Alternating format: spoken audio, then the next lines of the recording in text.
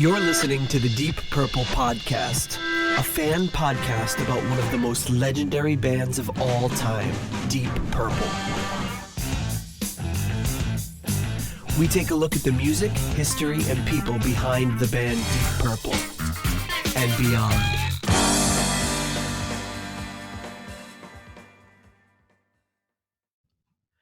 Welcome to the Deep Purple Podcast, the first and only podcast devoted to one of the greatest bands in rock history, Deep Purple. Today's episode is episode number 30, The Butterfly Ball, Part 3, the album. And coming to you from the construction-drenched suburbs of Chicago, I'm your host, Nathan Beaudry. And coming to you from Providence, Rhode Island, I had nothing. John, Rhode Island Red Matola. Oh, yes. You dropped the Rhode Island Red. Boom. And do you know what the state bird is? The Rhode Island Red Hen.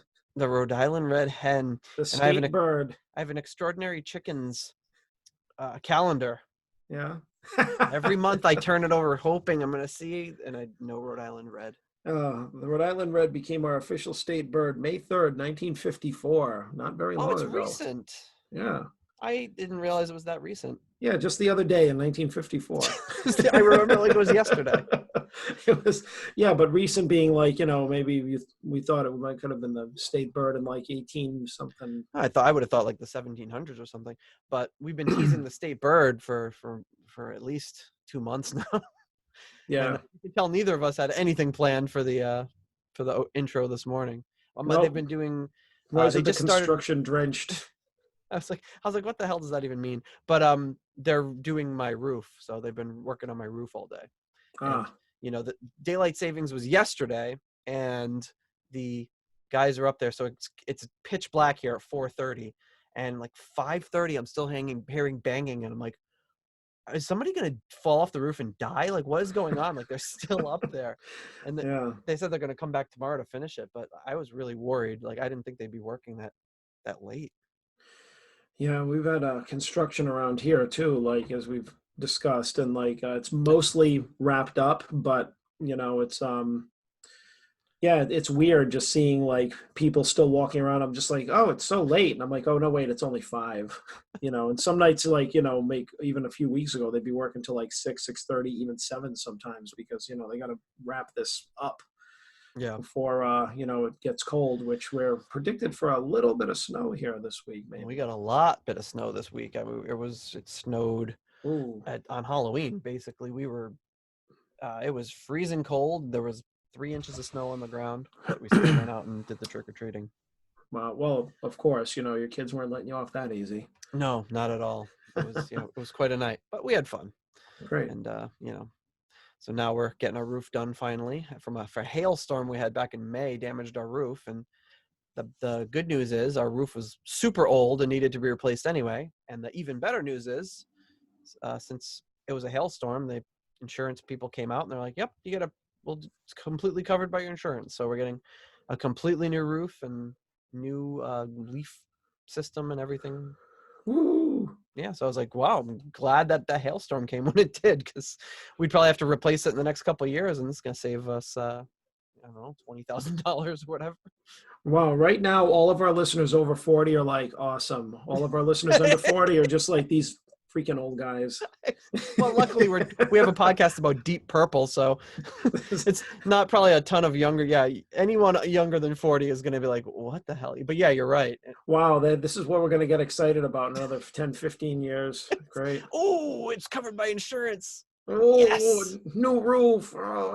They're going to be disappointed when we start talking about Butterfly Ball. Like, talk more about your roof. Well, hey, we were in our 20s when we got into Butterfly Ball, right? So this is true, and we probably would not have enjoyed this part of the conversation. But speaking of this part of the conversation, if you're enjoying the Deep Purple podcast, if we bring you some sort of joy, if you listen to us on your commute and you get some value from it, please give us some value back and become a patron on Patreon. Donate as little as $1 a month. We'd really, really appreciate that.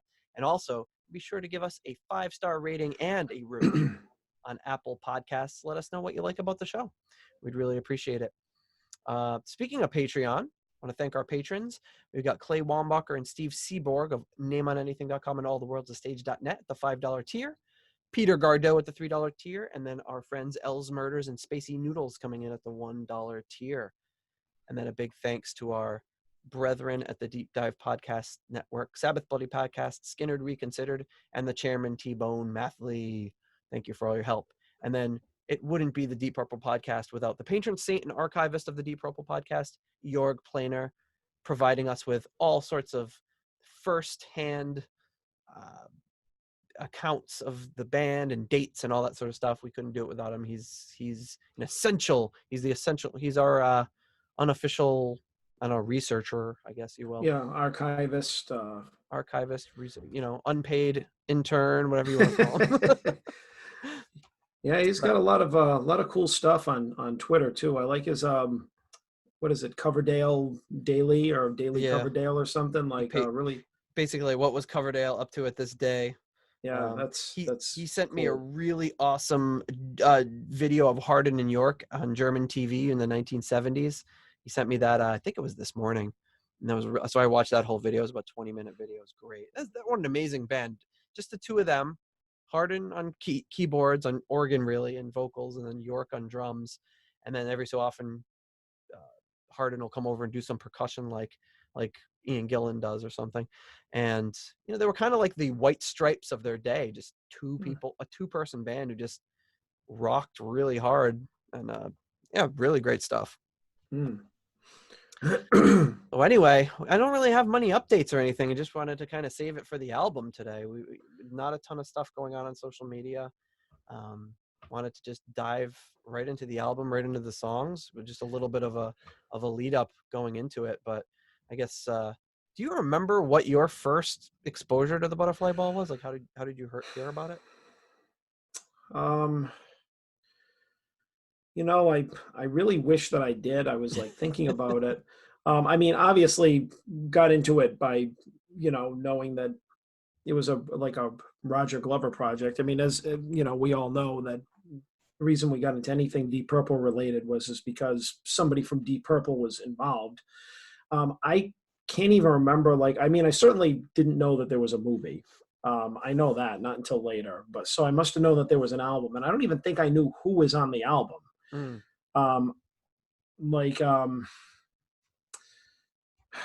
No, man, I was like, I'm trying to think about it. I know I got the CD later.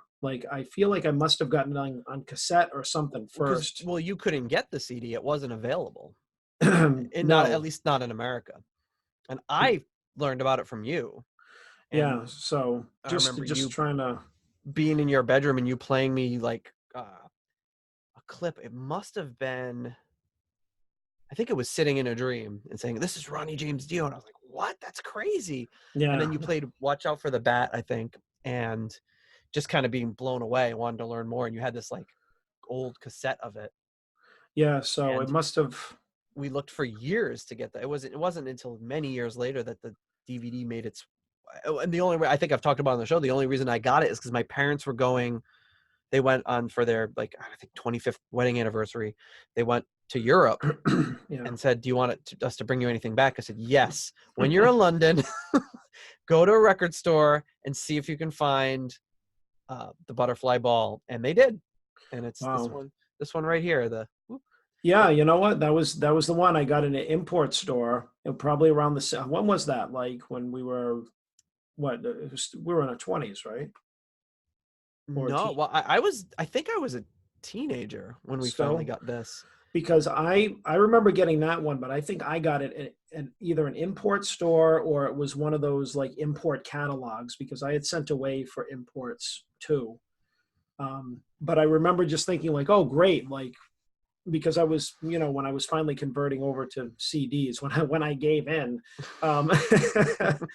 and I saw that, I'm like, oh, there's a clean copy. And then there was Little Chalk Blue, the new song, and everything. And I'm just like, oh, and it was the Wizards convention, which I feel that part of it wasn't the initially part of whatever, the first music I owned was. So basically it was just oh, wow, it's full of bonuses, right? Because does it say...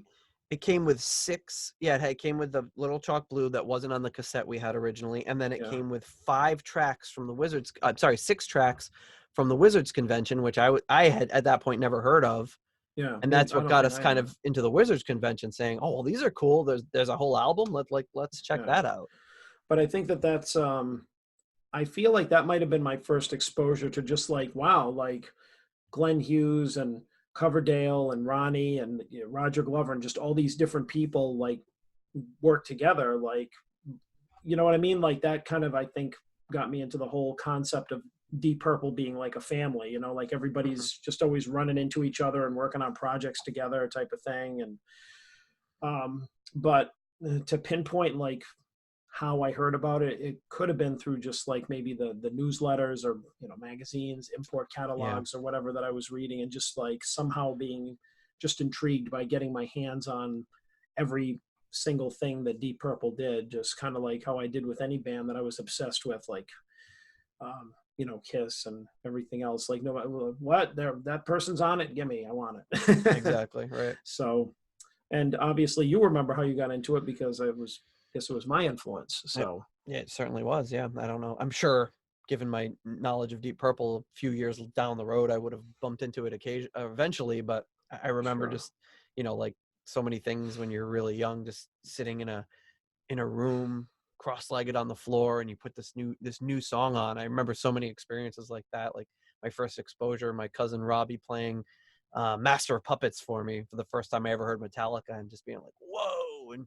then same thing with kind of like just this entrance into a whole new world where I was like, wow, this is like the album that I've wanted my whole life, but I didn't realize I did. Yeah. So anyway, getting into this album. So it was produced at Kingsway Recorders, which is the studio that Ian Gillan had purchased after leaving Deep Purple, previously Delane Lay Studios. Um, just some quick credits on this. It's interesting. The artwork for the album, which I can pull up right here, was obviously done by Alan Aldridge. It looks just like um, the artwork for the book. It's very much based on that, and the part of the design was done by Harry Wilcock, who also worked with Alan Aldridge on doing Elton John's Captain Fantastic album, which is an Alan Aldridge designed album. And he also did the album cover for the Judi Dench version of the Butterfly Ball, which is kind of a funny sort of thing. So I I found this record off of eBay, and I just got it in. I just listened to it for the first time today, actually. It's actually pretty good, but it stays a little truer to the book. It's Judi Dench and another guy reading the actual poems from the book, and there's music behind it, and there's some songs and stuff. So it's actually pretty good. It doesn't seem like a wild departure from this Butterfly Ball musically. Although I've found like there's a group of people online who hate the Roger Glover one. They're like, "Oh no, it's got to be the Judi Dench version." Um, That's like a weird argument to I know, have. and this is something I really had not heard of this until I only heard about this, I think maybe a couple of months ago when I was looking on eBay and found this. It looks just like this, but it's got like a ivory sort of colored background instead of the brown background. And the interesting part of this is Gordon. We talked about the Peacock Party, the anonymous sequel to the Butterfly Ball. Mhm. So this guy Gordon Giltrap did an album about the Peacock Party. So kind of like a weird sort of sequel, but it's kind of more. It has the same music from the Judi Dench version, so it's a sequel of that. And interestingly enough, who plays bass on that but John Gustafson? Huh. So there's a tie between this one and the weird Judi Dench one that I'd never heard of before. Wow, that's So interesting. it's if you're interested in this sort of stuff, it's worth checking out. If you're mostly just sticking around for Deep Purple, you could maybe give it a pass, but I find it interesting. So there's a few engineers. George Sloan, Lou Austin, and Chaz Watkins were engineers for this album, and it was mastered by somebody named either. He has a couple of nicknames, Pecco and Porky, but his real name is George Peckham. So Porky. I find that he gets credited, at least on Discogs, as Pecco or Porky, just as one name, and then but his real name is George Peckham. So Eddie Hardin at the time was currently working with the Spencer Davis Group, and he knew Glover. The connection with Hardin was that he knew Glover from when Hardin in York opened for Deep Purple in 1971. So I guess it would have been during the Fireball tour. And then the rest of the band is kind of filled out, as we talked about before, by basically Fancy, Ray Fenwick, Mo Foster, and Les Binks. Ah, good old sausage fingers. Oh, yeah, we're going to hear from him shortly. So that's it.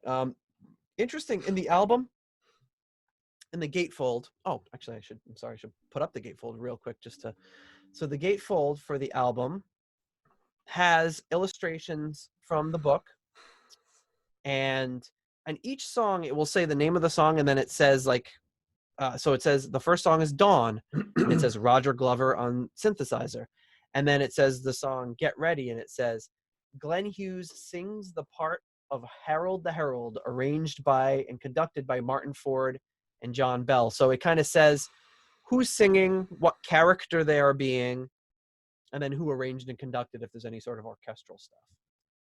So I'll just give a quick lead into each song with one of those. Not that I don't know that it's super important, but just kind of give you a sum, because it is sort of a story being told by this, although it's not super well tied together. I was always just really into it for the songs. Yeah, but I mean, it's if we're gonna do the butterfly ball, may as well go all in. So got to do it right. So let's kick it off with the opening here, which is very low key, sort of instrumental. It's called Dawn. And as advertised, this is Roger Glover on synthesizer.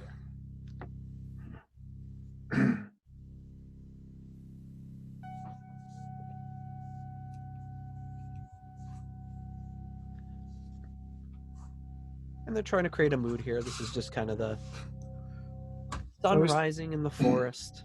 I always thought it sounded a little creepy at the beginning. Yeah, the beginning definitely does. All that early 70s synth stuff can sound creepy pretty easily.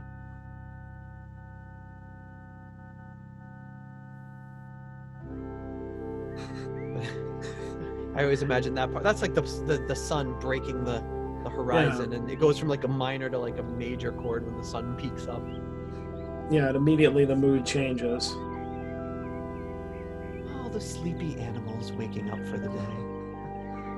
And if you've never listened to the Butterfly Ball before, you're probably like, what the hell is going on?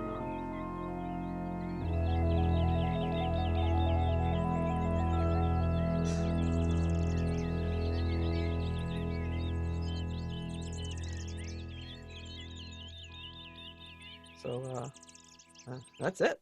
It's not nothing much to really go over there. It's it's obviously just setting the stage for the first song. It honestly could just be considered the intro to the song we're about to hear, the first song on the album. Yeah. It's pretty. It's not much to talk about. I do have our rankings sheet out. I was almost considering, should we do a Captain Beyond style playing 3-song sections or whatever, but then when I kind of listened, and I was like, we'd probably pretty much have to play start to finish the entire album, because every song, almost every song blends into the next one. It would just be too confusing. So that's a weird song to rate to start off the album. But I mean, you can go first if you want, but I was personally just going to give it a 3, because it's like, what can you say about it? Yeah, me too. I mean, it's like it's like an effective little intro. I mean, it's I guess excuse me, if it were, I don't know, if it was a little more, I don't know, if there was something different about it, like if it had some kind of majestic quality or something like really outstanding, like if maybe the whole concept of the album was different, then maybe I'd feel differently. But I mean, this is just kind of like a little just intro. So yeah, I think a 3 is appropriate. Yeah, there's not much to be said. I mean, it's perfect. It serves its course. Yeah, you just rated Harlequin Hare. Whoops. My bad. Yeah, it serves the perfect purpose for what it's trying to do, but there's not a heck of a lot to be said about it.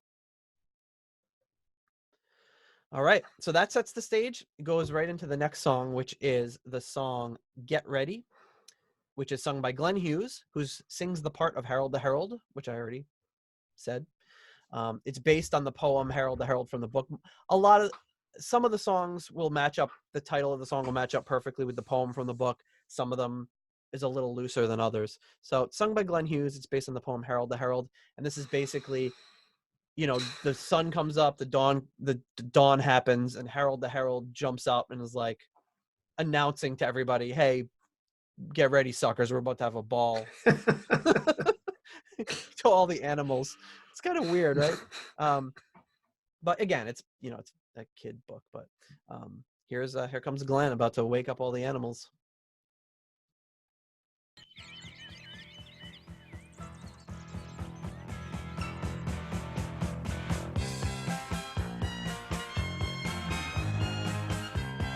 Kind of Harold the Herald. You've got these like kind of trumpets heralding all the animals in. Kind of like that effect. I like how it fades in when it was like dun dun dun dun dun dun dun. It was really like rocking. And Glenn Hughes is being Glenn Hughes.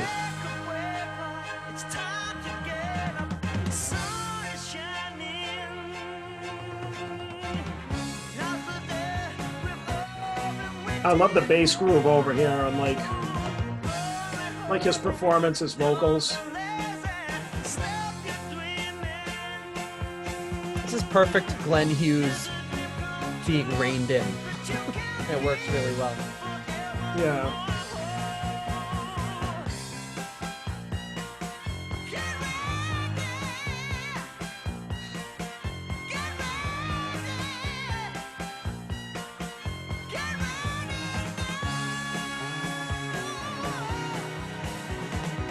The bass right there is awesome. It's a Mo Foster bass going on right there. Is that Mo? That's Mo, yeah. I love the bass on this track. Yeah, bass on the whole album's incredible. Especially here. This nice little groove.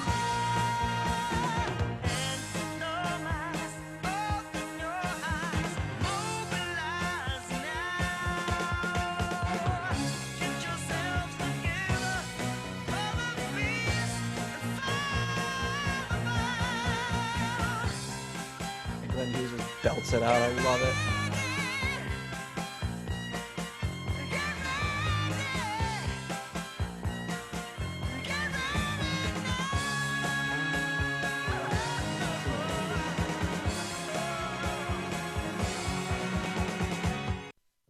And then, whoop. Oh, that was... It's not that abrupt if you're listening to the album, obviously. This just blends right into the next song. And, it's funny. It's hearing Glenn Hughes sing, "Bats and badgers, gnats and gadflies, waterboat men, wake up for the greatest day of all. Ants and dormice, open your eyes, mobilize now." And I don't think I ever really realized those were the lyrics until like weeks ago. Yeah. Because you're just listening to Glenn Hughes just belt it out and you're like, yeah, you can't really tell exactly what he's saying. It's just kind of funny because he didn't phone it in at all. He just gives an amazing performance. Yeah, I agree. I think, like you said, it's one of the perfect examples of him being reined in. He doesn't have a ton of effects on his vocals. He's not going all over the place. He's sounding good. It's a great song for him. He's not putting like a 3-minute instrumental break in the middle of the song. And this is, I think the longest song on this album is 4 minutes, but I'd say if you average them together, they've got to be an average of 2 minutes each, and that's right on the 2-minute mark. But I mean, I like it. I mean, like I said, I love Sausage Fingers bass groove in there, and it's great. And there's a little like dynamics to the song too, where the verse stops and then the drums come in, they do the Yep. So there's like some dynamics, and it's not like the whole song is just not over the top. It's like it's just right. And if you don't listen to what the lyrics are about, it's really cool. Yeah, I think I feel like every song on this album leaves you wanting more. And when we get to the musical performance at Royal Albert Hall, they do add a little some extended jams into it, not like crazy like Grateful Dead jams or anything, but they do add some 2 minute little funky jams in the middle, which really add a lot to the songs. But on the album, it's really kind of just to the point and moves right along. So what do you think about Get Ready? Well, a call to arms. It's a call to arms for all the animals. Yeah. So yeah, that one's like really good. I like 3.5 for sure. I give it a 4. I will warn you. Do you remember years ago when the gas prices were really, really going up? Yeah. And the thing in the news was like, oh, all the gas stations are ordering 5s because the gas price is going to go over $5 and none of them have the big 5s. They only have the small 5s for the cents. Oh, the gas stations are ordering 5s because they don't have any of them. And it's like, it was like designed to just scare everybody about the gas prices. Well, I had to order some 5s going into today. I'm just going to warn you up front. There's going to be some 5s for sure. But yeah, that one I think is just a good solid kind of opener to the album. I think I'm getting some Alzheimer's here. Do we go up to 5 for ratings? Yes. Okay. I was thinking about that. I'm like, wait, should I give this a 4 or 5? I'm gonna change mine then to like a 4 because I was gonna be a little stingy, but I'm gonna change it to a 4 too because I enjoy that. I enjoy it 4. I don't enjoy it 5. I thought you were gonna say, "Oh, are we going up to 10?" Because I gave it a 3.5 out of 10. No, 3.5. I was like, I forgot if it was 4 or 5. We haven't rated anything in like a while, and I've been Yeah, distracted. it's been a few weeks since we did like a proper rating, so yeah, we're all out of practice. Yeah, so 4 butterfly wings. The next song is called Saffron, Dormouse, and Lizzie B. And this is Helen Chappell, who did that video love song that we listened to. Video love. She's Saffron, Dormouse, and then Barry St. John, who did the what song did she do? Cry like a baby. She's playing the part of Lizzie, and this is arranged and conducted by Mike Moran. This is based on the poem of the same name. Well, there's actually 2 poems. There's one poem called Mrs. Dormouse, and there's another poem called Lizzie B, and I guess he combined them into 2. And it's it's sung by Helen Chappell and Barry St. John, and it kind of like tells the story. This is the only song on the album, surprisingly, considering it's kind of like a sort of a makeshift rock opera where there's 2 singers doing kind of a back and forth. And it's kind of the Saffron Dormouse is like doing chores basically, and Lizzie B is saying that she's also working hard, but she's not a complainer like the other one.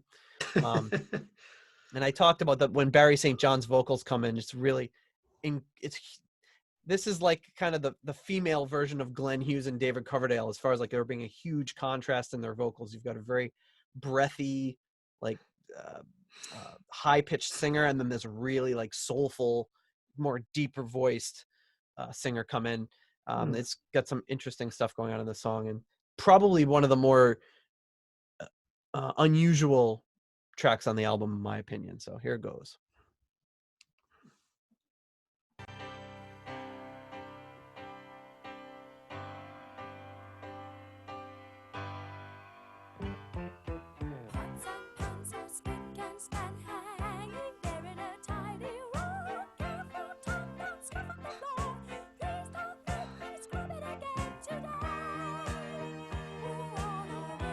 And here comes Barry St. John.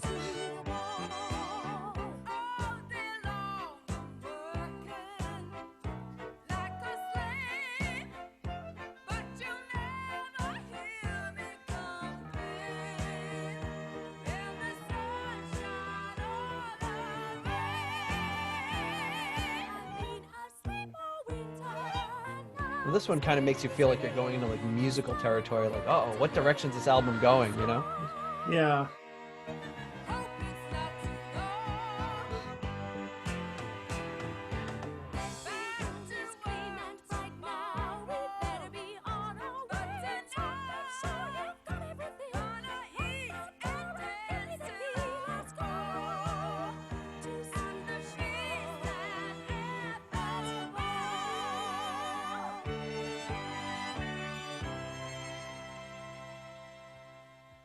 And that's it.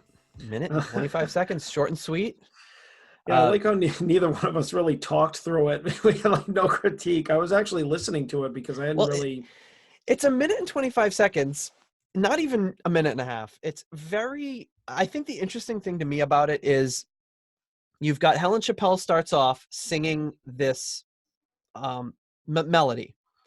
And this is kind of the genius of what Roger Glover did here. She's singing this melody. Barry St. John comes in with a completely different melody over the same music. And if you listen carefully, I think it's a clarinet. While Helen Chappell's singing, the clarinet is playing the Barry St. John melody. And when Barry St. John's playing, the clarinet is playing the Helen Chappell melody. Very kind of understatedly in the background. And then on the third go around, the clarinet cuts out entirely, and they both sing their two melodies at the same time. Yeah. And I think it's a brilliant composition. I know it probably to some ears sounds a little like crazy, whimsical, what the hell's going on?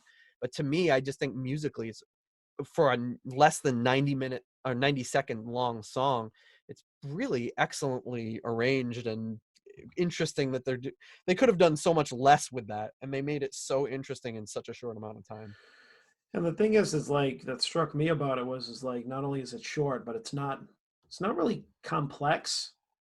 Because like when you were listening to all that, I was just listening to the bass, and the bass was like boom, boom, boom, boom. You know, it wasn't really doing anything like crazy. Well, Mo Foster is an absolute animal. Like he knows. He's like the perfect bass player. He's not somebody he plays exactly what he needs to for the song. Like we saw what he did in Get Ready, which was incredible. And here he's just like only doing like fourths, like doom, doom, doom, doom. Yeah, which you don't have to go crazy or like show off. So it's like for it to be a good song or for you to play a good part. So, yeah. So that was good. I would say, I mean, just because of like my style and everything like that, I give it a 3. In here, like a 3 is like, I would say just kind of respectable, average. Mm-hmm. I'm giving that one a 4, just because I really think it's very clever how he arranged it. All right. Yeah, see, I missed that part of it, but it's like if I did pick up on that, I probably would have rated it higher. But yeah, it's worth listening to that.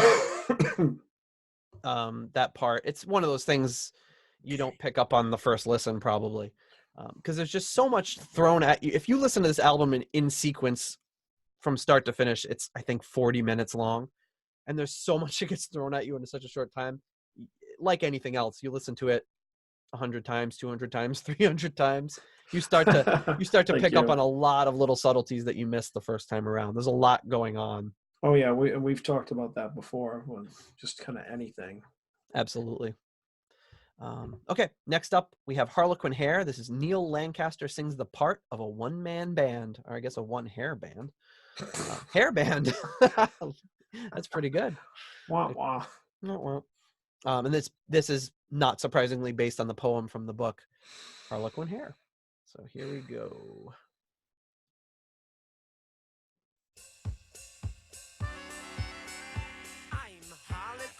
Jack M. Blau on the recording. And here's the one we thought this was Ian Gillan. Exactly.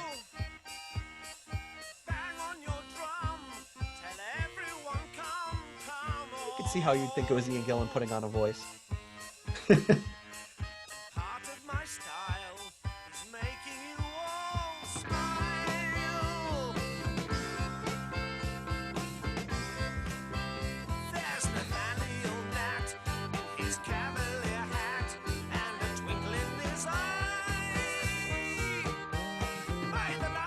Again, some great bass there by Mo Foster. That's Mo again. Is he bass through the whole thing? I believe so. I think Roger did some synthesizer work, but he was mostly just focused on the production, from what I understand.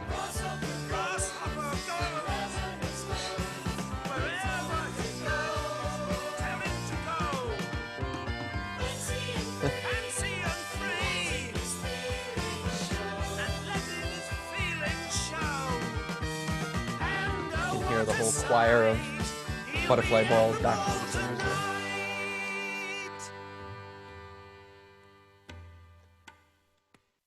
All right, so it kind of cuts off right before the next song there. That gives it away. Yeah. Yeah. All right, that's Harlequin Hare. Pretty short and sweet. Yeah, I kind of like how the beginning has that whole, like you said, one-man band thing. Like you could picture him standing there, like playing the accordion and having that thing strapped on his back while he's like going like this and like with his foot and everything. Like, and then it kicks into a whole band. Yeah, and I never really thought about it until I got the album, because this stuff wasn't in the re-release CD or on the cassette that we had. It was just the songs. So when you get the album and you open up the gatefold and it says Neil Lancaster as a one-man band, and it makes a lot more sense. And then it does mirror what's in the book. It's like kind of a Hare with doing a one-man band sort of thing. Yeah.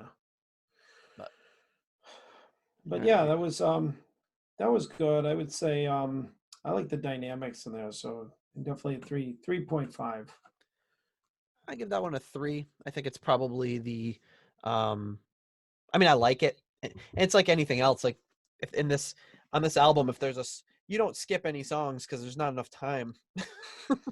It's like this song's not this is probably my least favorite song on the album, to be honest, but not to say that I don't enjoy it.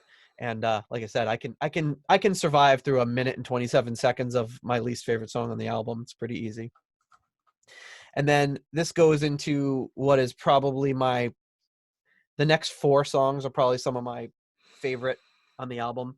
And it starts with this one, which we've talked about probably 400 times, Old Blind Mole.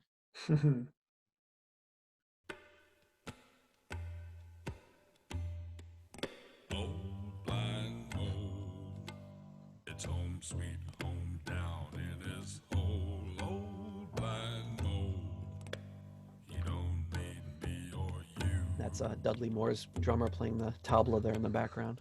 Wow. Old blind mole, he don't need gasoline or coal. Old blind It's amazing how low he gets. he don't need me or you. But then he kicks it in here with like a more normal sounding voice. Self-contained, always been the same. And hear those finger snaps? There's no Mo Foster at it again. Those fingers, magic fingers. Whether they're alone or with a bass, they're just magic. It sounds like a Richie Blackmore sort of swell pedal coming in.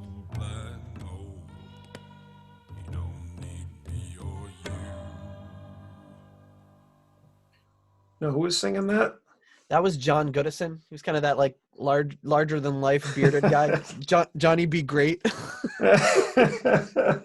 And what was he playing, Old Blind Mole in this? Or? Yeah, he was. Oh, I'm sorry, I didn't mention that. Yeah, that's John Goodison. Sings about a contented mole. Forgot to mention that before that. And it's based on the poem Old Blind Mole. Well, yeah, I like everything about this song. 4. Yeah. Yeah, this one is one of my favorites. I'd say I'm gonna give it a 4.5. I think it's such a simple song. You've just got the little tabla, you've got Mo Foster snapping his fingers, and then you've got John Goodison singing with the piano kind of just going in unison with him, which is kind of interesting. And then you've got this little swell guitar at the end, and it's very simple, it's very effective. Gets the point across, and it paints the scene of this mole underground, like what he'd be. And you know what it made me think of the first time I heard it? Because, well, yeah, I would have heard this after, because it made me think of Dawn Patrol by Megadeth. Because it's got a very similar it creates a similar atmosphere. You feel like you're underground. You've got this little this plodding little bass line. You've got somebody singing kind of like low register, and it's very simple in its arrangement. It's just I think it's bass, maybe there's not even bass, maybe it's just piano and vocals, and then there's little percussion bits, and it's similar with that. And I don't know why I've always kind of equated it with that song in my mind. But Well, I also think too that like maybe something that people don't think about is like singing. The I like the vocals in this too because like singing in a register that low to me is just as impressive as singing like as high as Glenn Hughes or Ian Gillan, because not everybody can do that and like it sound good mhm. or convincing because it's like kind of like what it makes me think of is just like Paul McCartney and The Girl Is Mine. The girl is mine. He can Yeah, barely. see, you can't even do, No, I like can't do it. how in God's name did he get that? That's the one song where I was like, wow, I respect that dude. It's Like, true. you know me, I've never like been a big Beatles fan, but when I heard that, I was just like, wow, that's Yeah. like hitting a note that low is just as impressive as hitting a note this high. Right. I think I talked on a previous episode. Like I can hit the notes in Child of Time, but it sounds like shit. And it's the same thing with that. Like I actually, I don't think I could even hit these notes. But yeah, it's one thing to actually do it. It's another to make it sound good and not make your voice crack. And yeah, that's a great point. It's very much like Caiaphas in Jesus Christ Superstar. It's very impressive to Oh, that's right. hit Yeah, things he in did. that register. Oh yeah, whoever sings his part, like, and I don't mean, not that I don't know, but whoever does that part, they got to have that. I believe it's Victor Brox. As a, my gentleman, you know think, why we are here. I think you're about a fifth higher than he actually sings it. Exactly. Yeah, because I can't go that low. Maybe Yes. with this cold that I have, I can go a little bit lower. So, Well, I remember our friend Paul when we'd be like hanging out and like oh he yeah, had he would. he loves the song and he had heard that when you wake up first thing in the morning your voice is at its lowest. So like sometimes we he'd sleep over or whatever, we'd be like slowly waking up in the morning, nobody said anything yet, and then all of a sudden I hear, oh blind boy. He just starts singing it from over the other side of the room. It was great. And I was like, oh, I guess Paul's up. So the next track is pretty interesting. It's called Magician Moth, and it's an instrumental, Roger Glover on synthesizer.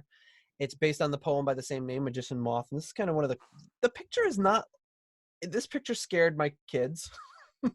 It's just like this picture of this from behind, this moth in this really elaborate cloak approaching like a village, and it's daytime, or it's not like it overly creepy, but the moth looks like he's up to no good. He's got like kind of like a skull on the back of his cloak, but it's not like a human skull. It looks like the skull of an insect or something. It's very off-putting. And the interesting thing about this is actually a demo that Roger Glover had recorded just using synthesizers with the intent of having a full orchestra play it on the album. But they grew to like this version with the synthesizers so much that they just left it and left the synthesizers version on the album. So that is Magician Moth. Here we go.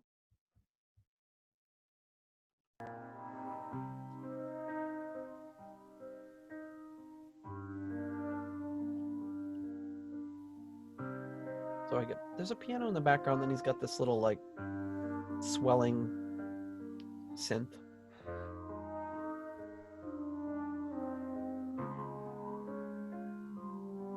And if you watched any TV as a kid in the late 70s, early 80s, it sounds like the kind of soundtrack for every little like program that you'd see.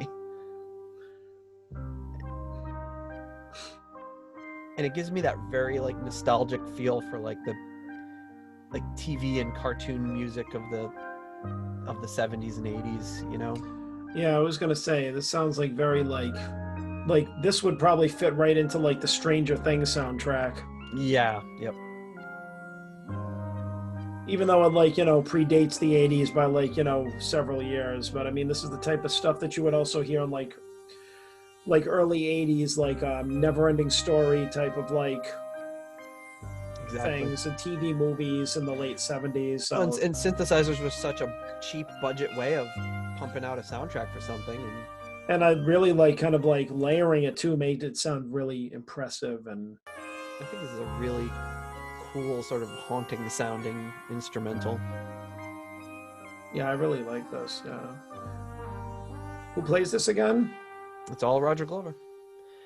And that's the little bridge between Old Blind Mole and the next song. Magician Moth. Well, I think that's a really haunting little ditty. I like it. What was it? Magician. Wait, yeah, Magician Moth. Yeah, 4 for Magician Moth. I'm doling out another 4.5. Really I dig the. You're doling it out. I'm doling it out. I've never made any mistake about the fact that I absolutely love that Moog style synth. Yeah. Oh yeah. So, and then this goes immediately. This goes immediately right into the next track, which let me just pull this up real quick. Next track is No Solution. Mickey Lee Soul sings to the toad in bed. This is based on the poem Toad in Bed, and it's basically this toad lying in bed all sick because he swallowed up some pollution.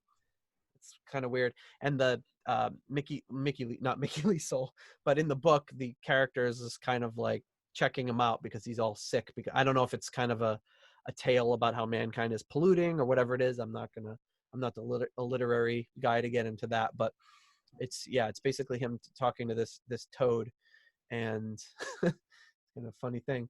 So I'm gonna start this one off. This is No Solution.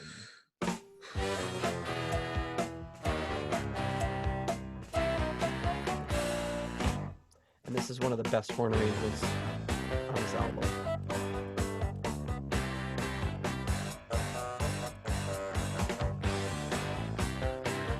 Again, love the groove of the song. And the horns are just so good. Don't start complaining now. Damage is done and you know how. Don't make a fuss, you're not so bad. If you don't want to look so sad, don't drink the water. It's bad for you. The horn arrangement on this song is just... I can't not listen to it. It's so good. And then you just got Mo laying down that fat bass. And Mickey Lee Soul, not like really known as a singer, but does a great job on this. And there's like, I like it because there's like just enough, like a little bit slapback reverb on his vocals, like just a little bit. Yep. I don't mind if you don't care about your house or what. And he kind of like sings but almost talks it a little bit. Yeah. Whether you hop or fly or crawl, don't drink the water. Get the background vocals this time around. Singing Yeah, No the Solution. soul vocals, love that stuff. It's sad for you. Can't drink it anymore.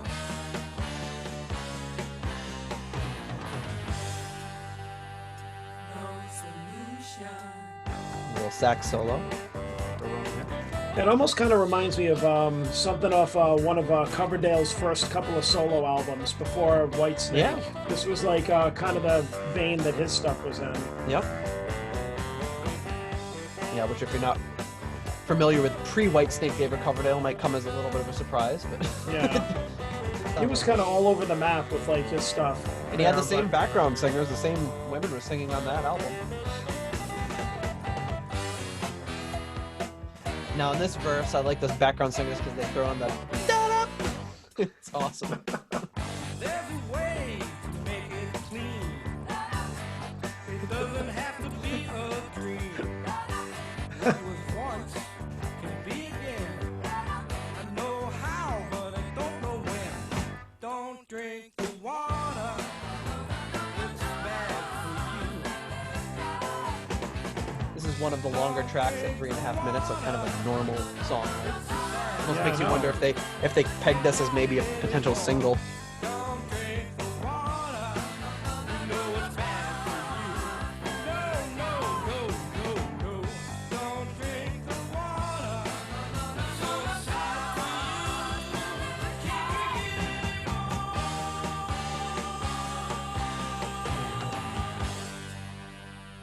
No solution. I mean, this is very like kind of Beatles sort of like noodling fade out sort of thing.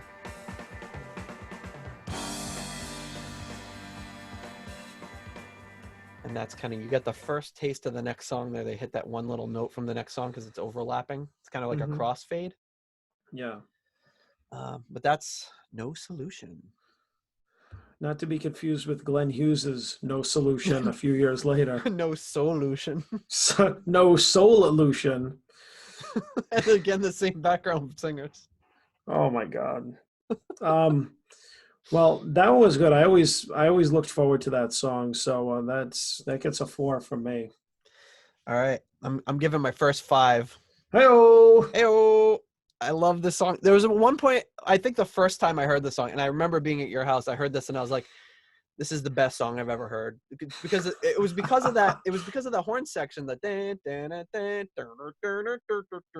and then that lower sax comes in at the end. And you can, if you listen carefully on this in headphones, you can hear the clicks of the keys on the saxophones, just the way that it was produced.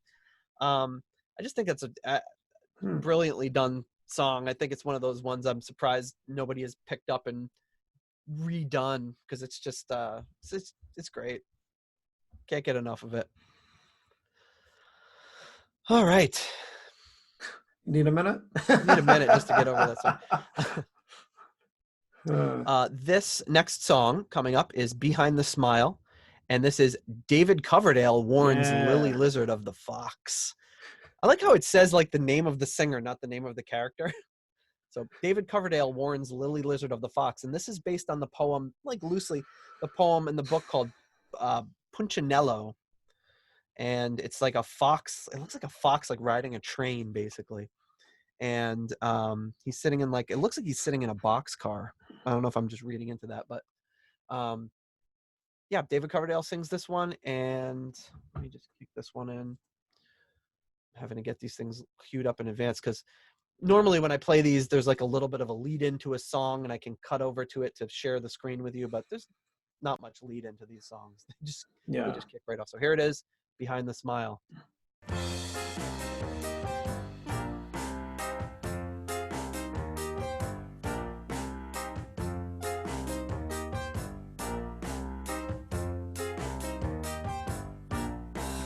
Behind the smile and strange lies, beware of what is in his eyes.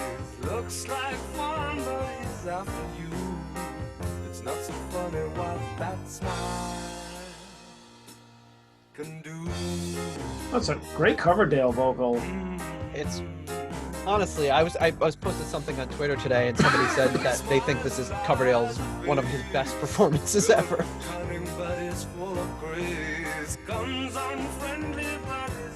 But he just kills the song. It's so good. And again, he's got like, it's well produced. He's got like just enough of a little bit of effects on his voice where it's not overdone, and like it serves the song.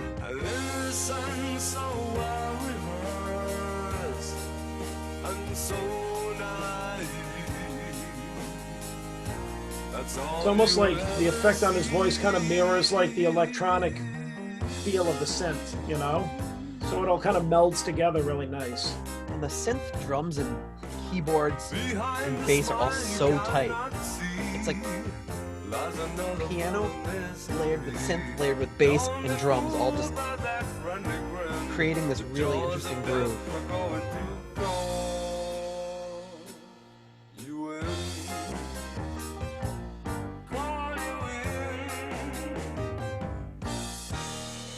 And his vocals almost kind of fade out before the music even stops. Yeah.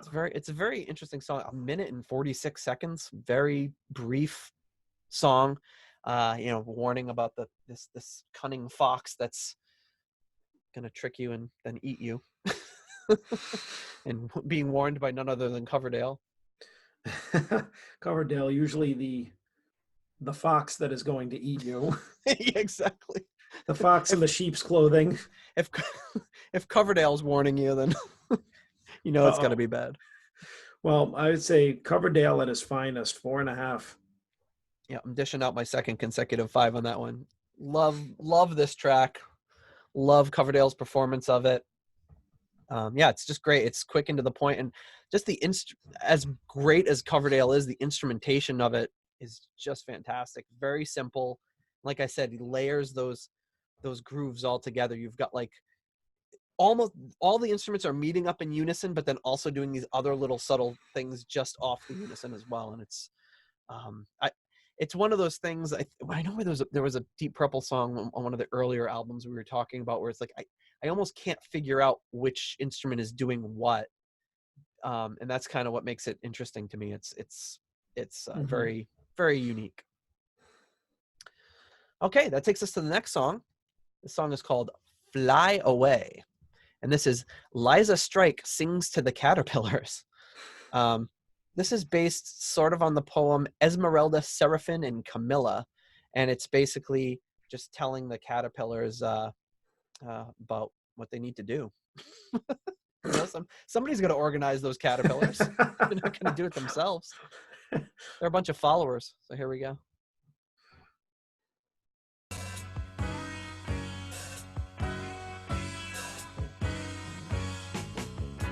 This is Liza Strike, who would sing backups of Pink Floyd and Elton John and such. It's hard to tell you why. You'll have to wait and see. Your wings will grow, then you'll know the joy of being free. It's really interesting, like wah or phaser guitar going on in the background there. And drift along the breeze. You'll greet a friend and rise again. Above the trees, and I can show you how, but you'll have to make your own way. Yeah, I really love this chorus. Patience now, tomorrow you can fly away. And just so much dynamically going on on all of these songs. It almost cuts right to the bridge. Some great ride cymbal work by Les Binks there.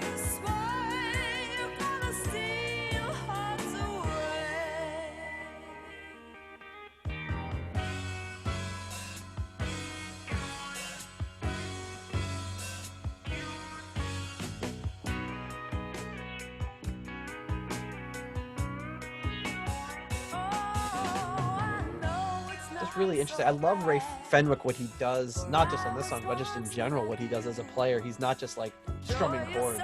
He's always doing these interesting little voicings a little higher up on the fretboard and just making things interesting.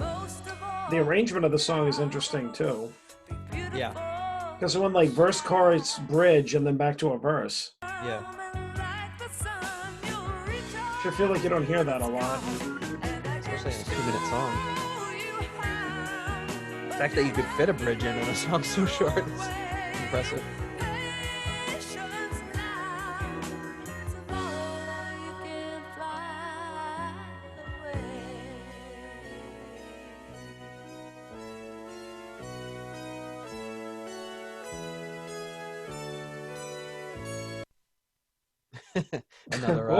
Another song that's goes seamlessly fades into the next song that we had to cut short.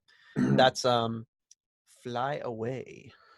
I like the economy of the songs. It's like, you know, you can kind of fit in, like, you know, it's just some really interesting, like, cool guitar work and you know, arrangements and, like, you know, great chorus and everything like that. But it's like it's almost like very like economical, you know, because in that one, like it's just like intro, verse, chorus, a bridge, back to a verse, chorus, and then it ends. So it's almost like, all right, we're just gonna cut right to it, no solo, you know, and then, you know, it just kind of gets the point across. And it's like, and you get a couple of great choruses there, which her vocals are really great.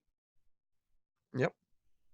And yeah, after you said that, I thought like the guitar work was really good. I like that the instruments too, like, you know, so far throughout the album is like just really interesting sounding effects on everything. And it's not overdone. It's not too much, you know, it's not like overkill.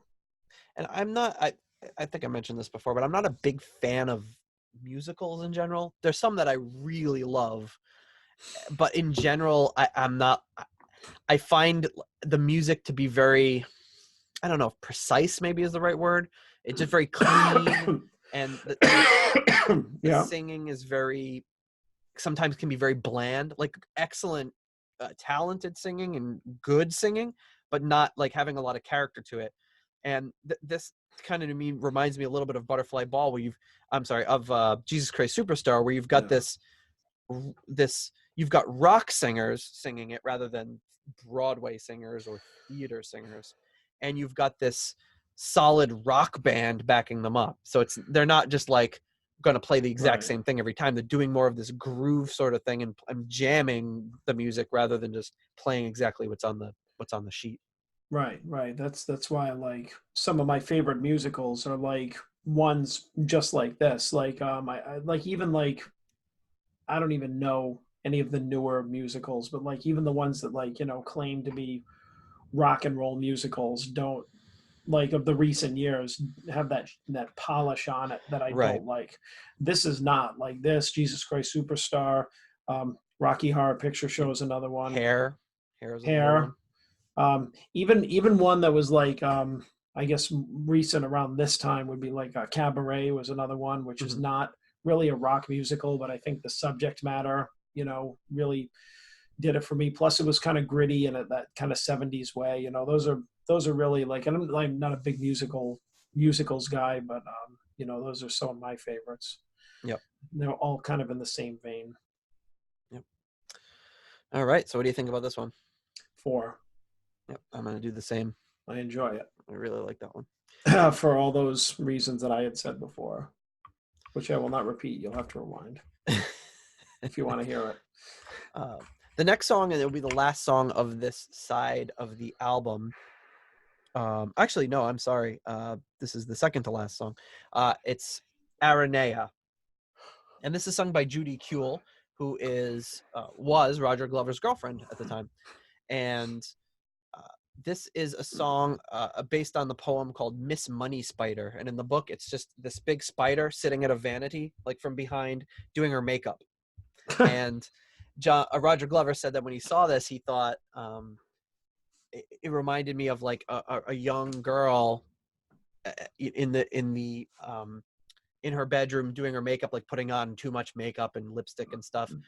Somebody, just kind of a younger person, and he wanted somebody a little less experienced to do the vocals, so it didn't sound like this really great talented singer. So he told his girlfriend, "Hey, you sing. I hear you singing around the house, and would you do this?" And she agreed to be on the album and do it. And then she also agreed to be at the Royal Albert Hall to perform it. So imagine as somebody who wasn't a performer, that must have been pretty. I think she does an incredible job both times, but wow, that must have been something. So yeah, this is Judy Kuehl. Hopefully I'm pronouncing that right. And she is singing the song Aranea.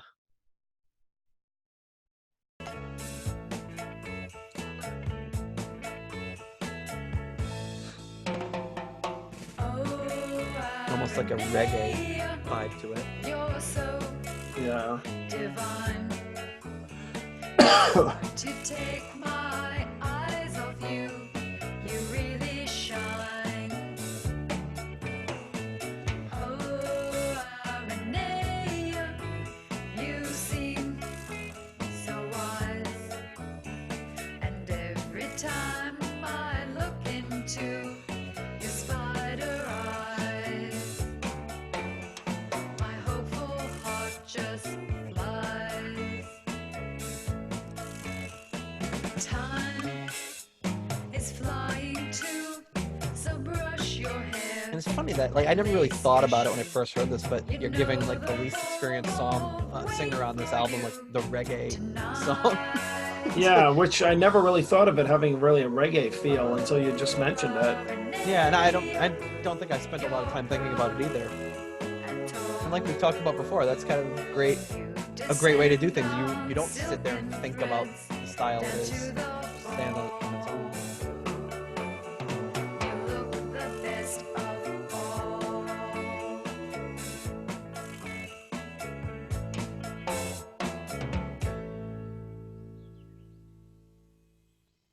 That's it. That's Aranea. But it also seemed to have a little bit of that I mean, I don't think it sounds weird in the context of this album, but but Not much also, could. but along with the reggae thing, it almost had that like kind of 50s like vibe to it. The ba-dun, da, da, da, Yeah. da, da, da, you know, kind of that like if you think about think about the most stereotype like 50s type song that you can think of is like anything in Greece, you know, that Yeah. you know, Yeah, that's type true. of thing, and a reggae beat together along with that kind of just like creates like something totally just out there, like different, which yeah, never really thought about that until hearing it just now. So that kind of elevates the song for me. Yeah, all right. What are you thinking for the song? You know, I was gonna rate it lower, but actually for the least experienced singer and then all the kind of crazy musical stuff going on in there, I got to give that one a 4 as well. Yeah, I'll match you on that one. I really like. I like it. I think it's. I think she does a great job singing. Like in the context of the album, I don't think I'd stop and say, "Hey, wait a second, is this not a professionally trained singer?" I think she does a great job. Yeah, You know, despite being on an album with all of these absolute top of their game heavyweights. Yeah. singers, she does a great job. Speaking of great singers, the next song up is a little song to close out the first side of the album called "Sitting in a Dream," and this is the liner notes say Ronnie Dio sings the part of Froggy, arranged and conducted by Del Newman. So as we call him, Froggy James Dio. And we talked about this is the song. This is based on the poem Froggy. The frog is sitting there. He's like by some mushrooms. Presumably, he's taking a bite of one of them, and he's tripping balls and singing the song. And this is Ronnie's take on it. This is Ronnie's take on a frog tripping balls. a frog tripping on mushrooms. I think that should be the selling point for the album. Hey, do you want to hear Ronnie James Dio's impression of a frog tripping on mushrooms? There's only one place to hear it, and it's on the Butterfly Ball. And it's here's Sitting in a Dream.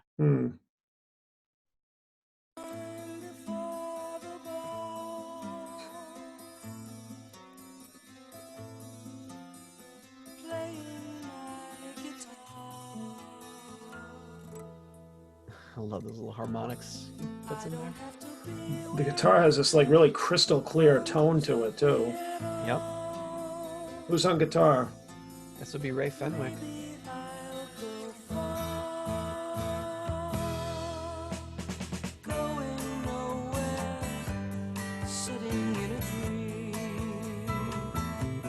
That bass right there is brilliant.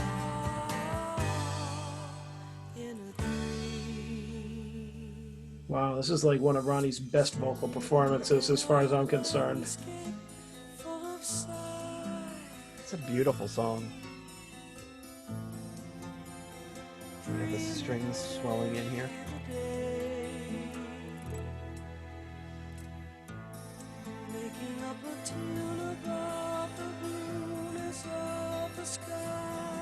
Like I don't want to talk too much through it. It's so good.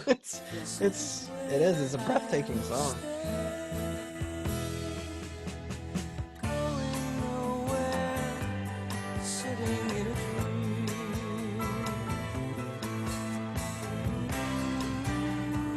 All the instrumentation of the pianos, what Mo Foster's doing in the bass, it's just incredible. And I mean, you could just hear like that just like bright youthfulness in Ronnie's voice. It's like one of his best early vocals. Yeah, for sure. You've got this great little instrumental, this little breakdown here, section of so where it just kind of slowly builds back up into the song.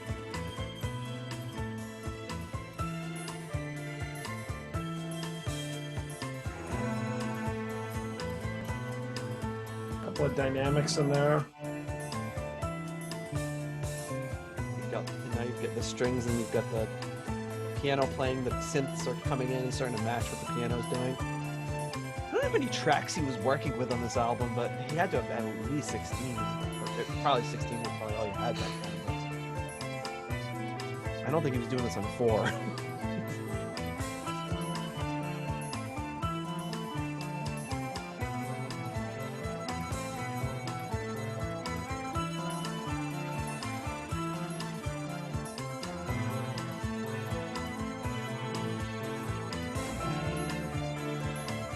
do this in the 1999 concerto with the whole orchestra.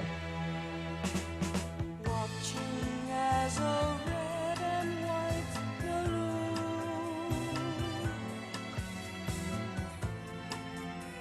sails across my mind.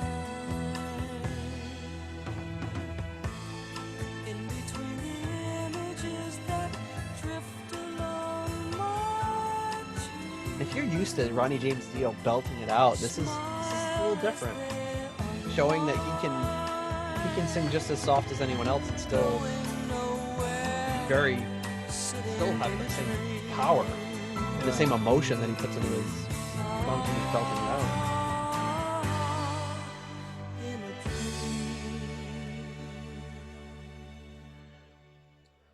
And the best thing about Ronnie is that he never shied away from this stuff. Like, I mean, even when did they do this again? In 99? Yep. And I mean, he had already gone through the 80s, like getting heavy. He had already gotten back together with Sabbath. He had done Angry Machines, like all those like super heavy albums. And then they're like, hey, you want to go back and revisit your early work and, you know, like sing this part of like a frog singing a ballad? Yeah, sure. You know, and then he goes back and he friggin' nails it, you know, Yeah. and like even in the 99 performance, it's like, that's a bet. Like even when I would used to like, you know, I was lucky enough to have seen Ronnie in concert like several times, you know, and he would always do like the early stuff. Like, I can't remember. Yeah, I don't think he ever did anything off this, but just like the fact that he would do like early Rainbow songs, like deep cuts, like stuff that like, you know, weren't even like in the same style as the albums that he did, but he knew, you know, he's just like, this is some like good stuff and people want to hear it. Yeah. And he could sing it, so why not? Yep. So, but I mean, that's probably like one of his best early vocals, like, you know, wow. Yeah. So that should be no surprise that I'm giving this a 5. Yeah, same here. I give it a 10 if I could. It's hard to beat that one. It's such a great song, great performances all around, great vocals. Yeah, hands down my favorite song on the whole album. Yeah, I mean, I'd have a hard time picking a favorite on this album. I really would, but that's one of them for sure. And I mean, like, even with some of the crazy, like, you think like, okay, Froggy James Dio, right? He's going to be singing these like weird ass lyrics, but it's just like, you know, a red and white balloon sails across my mind. It's like, that's pretty poetic. Yeah. It doesn't even sound like weird. Like, I guess if you broke down that first like Glenn Hughes song where you're just like, what was it? Ants and bugs and this or that, mobilize, like you're just kind of like, what the hell? But like, if it just goes to show you can sing. If you're a great singer, you can sing any line and make it just sound meaningful and powerful. Yeah. If I sang about bugs and mobilizing, people would be like, what kind of crap is this? But that's the thing is like these guys were like committed to it. You know what I mean? It's like they like, you know, put as much conviction into their performances as if they were like singing about like, you know, like if the lyrics, you know, they didn't look at these and be like, what, this is juvenile, this is dumb, I'm not singing this. They were like, all right, let me just sing the hell out of it. Yeah, this album was not a big payday for anybody. So yeah, anyone that was here, I'm sure everyone got paid, but everyone that was here was doing it because they were friends. They knew Roger Glover. They wanted to support this project, and nobody phoned it in, and you can tell. Yeah, passion project, definitely. All right, Sitting in a Dream receiving the first double 5. And that brings us to the next song. This is Jimmy Helms sings the part of the Kingfisher. It's a poem called Waiting for a Bite. It's the Kingfisher just kind of waiting to get some food. It's sung by Jimmy Helms. I think I said that already. And yeah, here we go.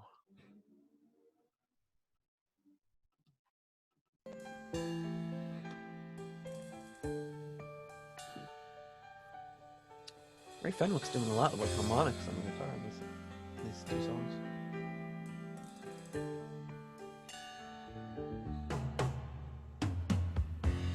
I'm waiting here for something good to come my way.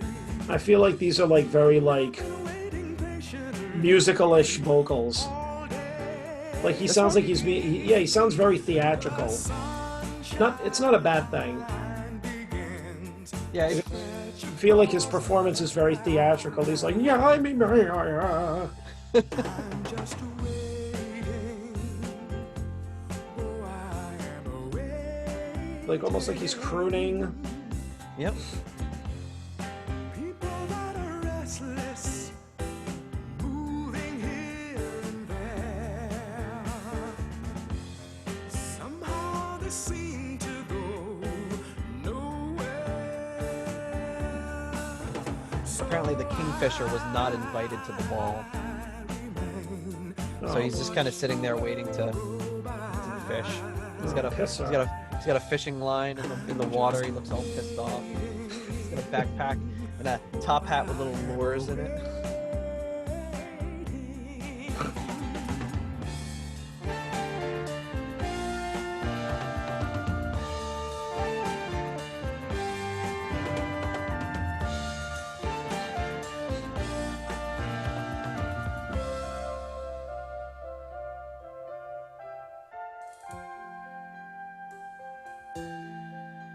Some more great synth work to bridge those two sections. I don't know what I'm waiting for, but that's alright. Everything I need is in my sight.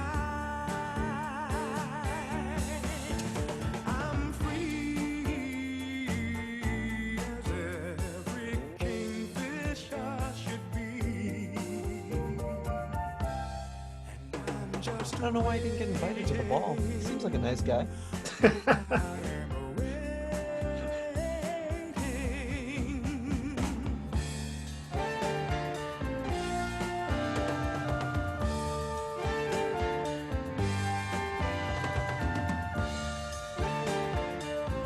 perfectly integrated synth work.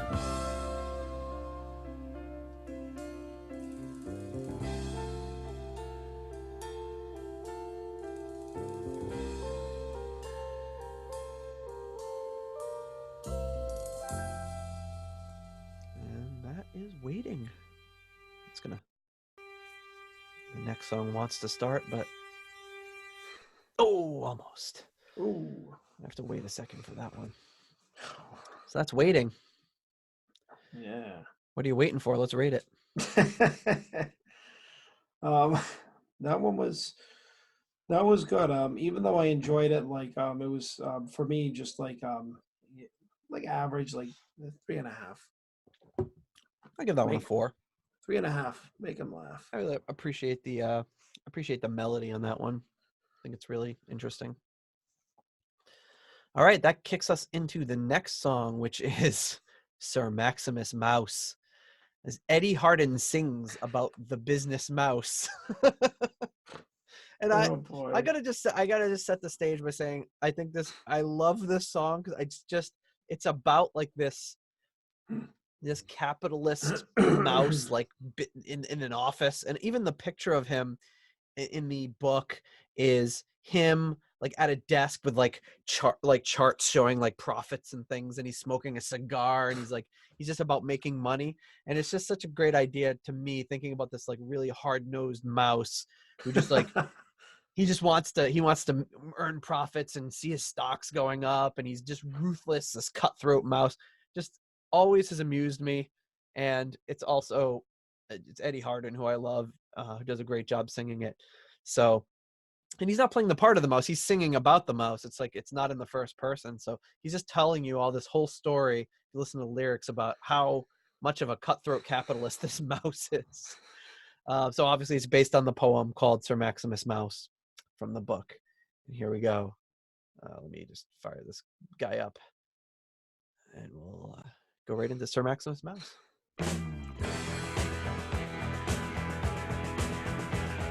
Heavy. It's one of the heavier songs. He senses seclusion, will take no intrusion into his world.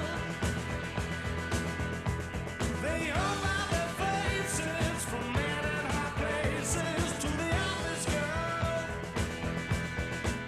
He smiles and smiles, and he lives in a house locked with pieces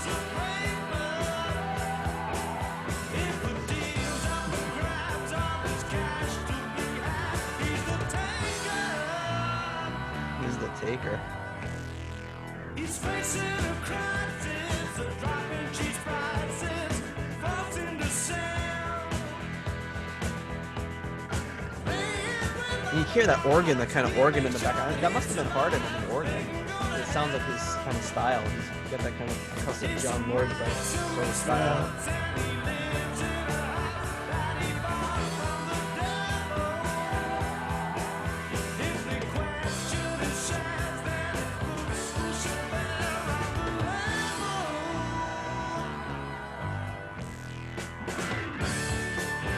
Great organ solo here.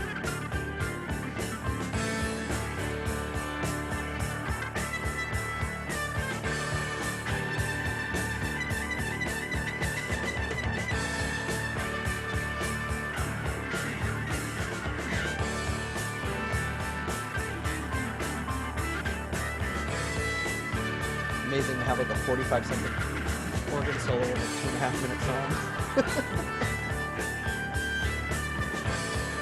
It absolutely fits. Yeah.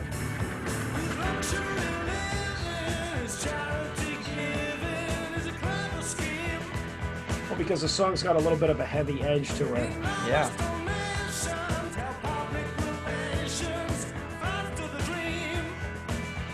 It's interesting that they chose Eddie Harden to sing this, which I don't have any objections to. I think he's awesome. But he's not the heaviest of the singers on this album.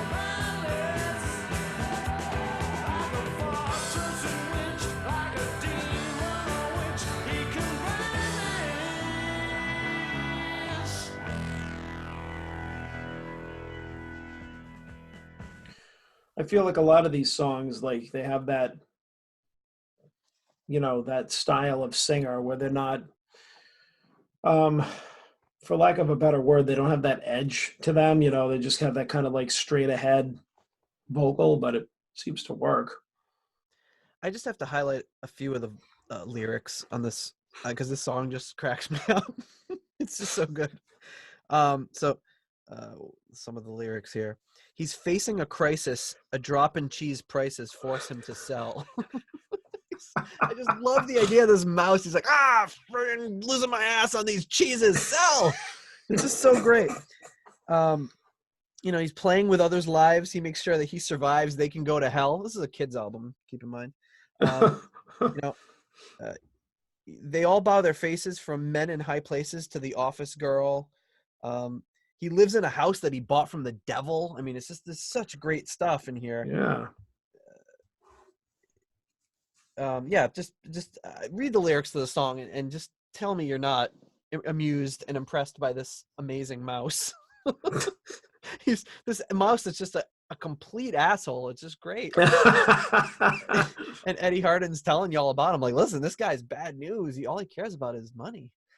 He says he lives in a house. He lives in a house that he bought from the devil. I told you about that, but there's another, I can't find it here, but there's another line where he says he lives in a house bought with pieces of paper. You know, it's just like, because even the mouse was like, I don't even know what this is. This is paper, but I'm giving it to. I'm a simple mouse here. I know about cheese and I know about profits. But anyway, I could probably do an entire episode just about the lyrics of that song. I freaking love it. Yeah. No, I enjoy the. I didn't even know what the lyrical content was, but that makes it even better. I like the music. Yeah, the music is great. Music is heavy. I like the drums. I like the drum beat and the, you know, you got that little. Yeah, it's almost like a Eye of the Tiger kind of driving, sort of galloping beat almost. Yeah, that drums, in the verse is very not typical, I guess, Right. So. But yeah, it's in the organ. It's I love me a good 70s organ. So. Oh yeah. So, 4 for me. I got to go with a 5. I love Maximus Mouse. I know. It's more actually just for the lyrics and the idea of him than, I mean, I love the music too, but man, that mouse, he's just bad news. You stay away from him, kids. Okay. So what do we got next? Next is Dreams of Sir Bedivere. And this is not Belvedere, but Bedivere. I thought it was Belvedere for many years. Sir Bedivere. Sir Bedivere. So this is an instrumental, and it's based on the poem Sir Bedivere and the Stag Beetle. So, who plays on it? It's conducted by Martin Ford and John Bell. So this is kind of cuts back and forth between the orchestral bits and the band kind of playing, and I really like the interplay between the two. So let me just share this with you, and we'll be on our way.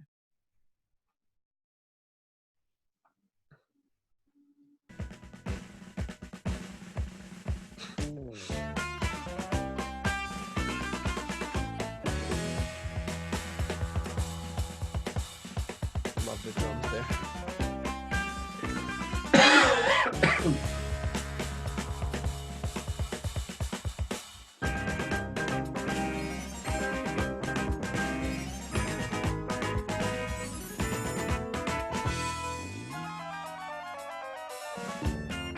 The bass is kind of doubling up here. And then it goes into this orchestral interlude. And this is actually one of the longer tracks on the album, clocking in a little over 4 minutes. And it's meant to just bridge the gap between Sir Maximus Mouse and the next song coming up, just together again. Now, I think in the book, this part comes a little earlier. Mm-hmm.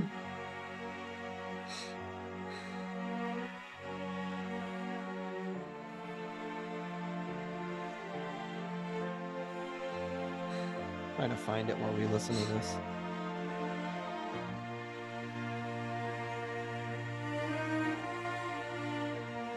No, it comes a little later. So this one, my kids love this one because it's like an ant riding a stag beetle, and he's like in full armor. And he's like just basically ready to fight. He's like looking down on some like ladybugs. It's like he's gonna charge them with his lance or something. Kind of weird. He's riding his stag beetle steed.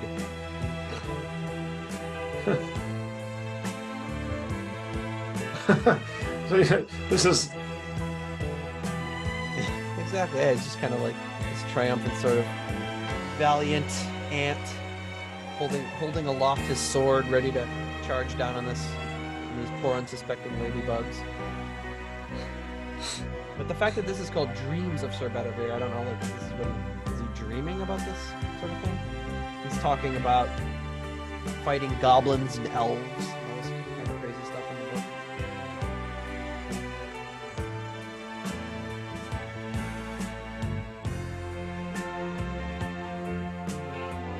Between all the subject matter and the kind of Alan Aldridge psychedelic stuff, it's pretty trippy. Have you ever listened to the Butterfly Ball on weed?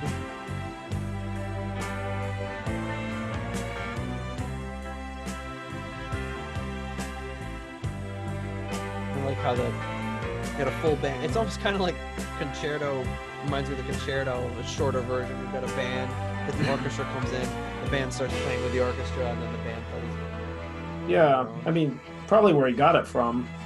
And then you can hear this like train. Sound effect towards the end.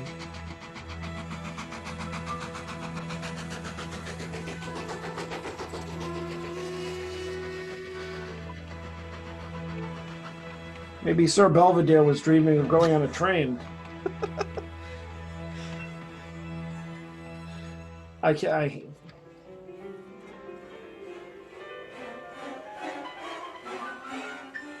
And this kind of.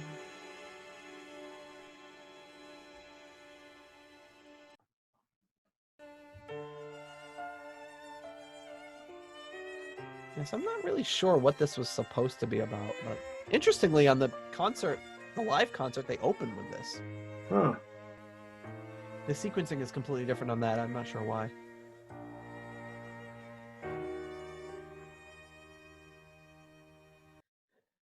And then I kind of contest that, like, to me, listening to this, the next part of this whole thing which is actually sequenced on the next song. I always thought was part of this, but for some reason it's part of the next song. But anyway, that's Dreams of Sir Bedivere. Bedivere. Yes, not Not Belvedere. Mr. Belvedere. What was the actor's name that played Sir Belvedere? Oh man, Christopher Hewitt, and I'm ashamed that I know that so readily. Is it? Oh, I'm thinking.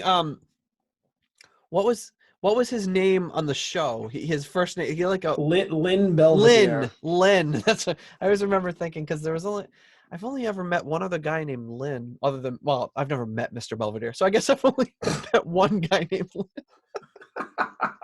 I never met Mr. Belvedere. Yeah, regrettably, I've never met Mr. Belvedere either. I wish back in the day, I wish that I had. It was one of my favorite shows. Yeah, it was a good show.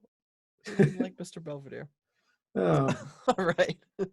Al Bundy didn't like Mr. Belvedere. He didn't like Mr. Belvedere. All right. So what are we giving this song? That was a nifty little instrumental. 3.5. Yeah, that sounds fair. You know, if I thought the other part of it was included, I might give it a 4, but I'm also going to give it a 3.5. I really like it. I think it's a good, well done little interlude there. Yeah. Which kicks us to the next song. Together Again. Tony Ashton sings and plays a newt. Oh boy. And this is based on the poem Cheers, My Dears, which is like kind of a bunch of newts in a bar, like all like drunk and playing the piano. And when you listen to this, you'll understand the connection, because this sounds like Tony Ashton drunk playing the piano. Which it may very well have been. Yeah, I mean, I don't know. Tony Ashton's such a loose cannon. I don't know how to classify it. Was he pretending to be drunk, or was he really drunk? I don't know. But he definitely is doing a really good job of pretending if he's not. And but that's kind of the point of the song too, is this guy's drunk and he's singing about, if you look at it here, you know, he's like, oh, is there a ball going on? I don't even know. Like, we're just all here, like, you know, drinking and having a good time, you know, bartender, give me another one, whatever sort of thing. It's kind of doing like, it's almost like they're gathered around singing drinking songs. So this kicks off with the beginning part of it is kind of the tail end of that Sir Bedivere, in my opinion. I don't know if I'm right. And then it goes right in Together Again.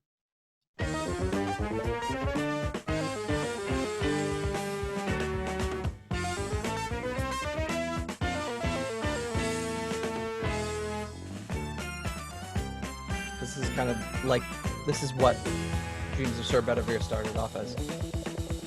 Nice.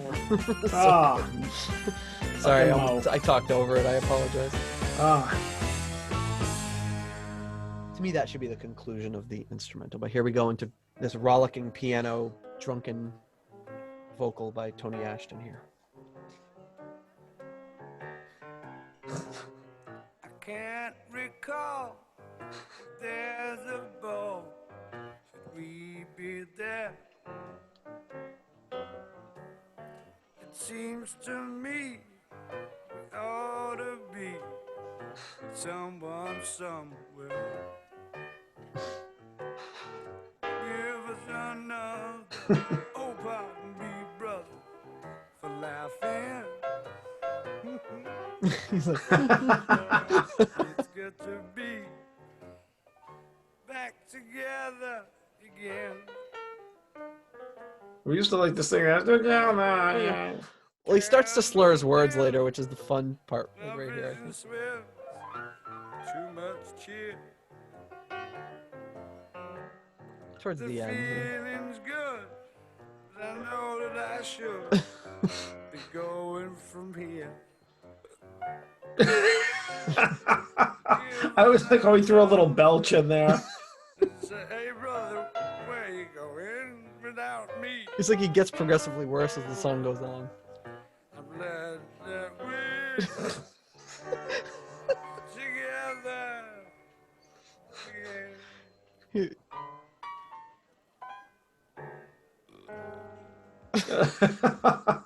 Like he burps and then ends on like a sour note. And I like the last line is like, "I'm glad that we're together again." He's like, "I'm glad that we're." Like, even when I first heard this, I like, without knowing anything about like inside information or anything, I always got the impression that this dude was like drunk.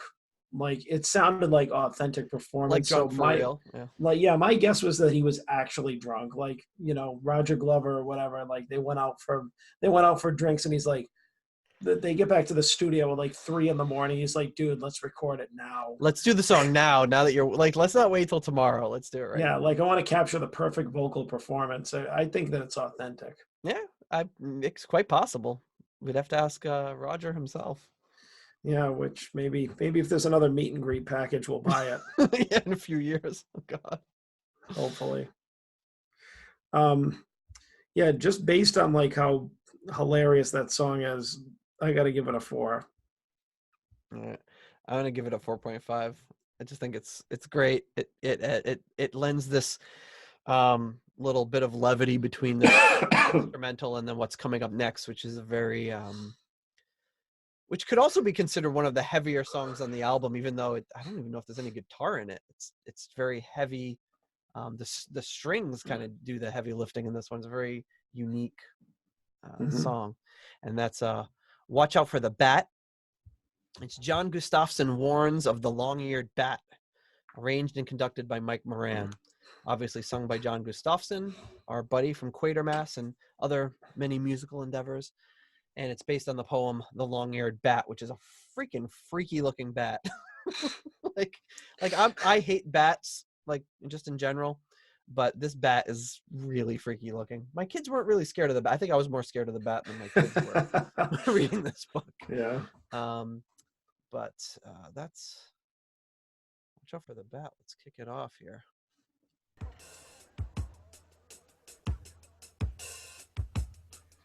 And we're back to the shorter songs again. I always think of this one as being longer, but I guess not. I really like this because the strings really do make it heavy in place of a guitar. Watch out for the bat now, or that'll be that now. And I always thought that this was Ronnie singing. Yeah. And Ronnie would have been great on this.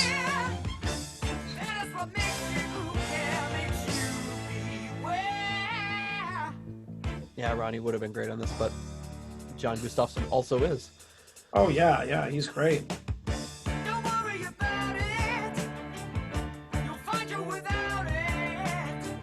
The bat's gonna take your life. He's gonna take your wife. The bat's Bat is a bad guy.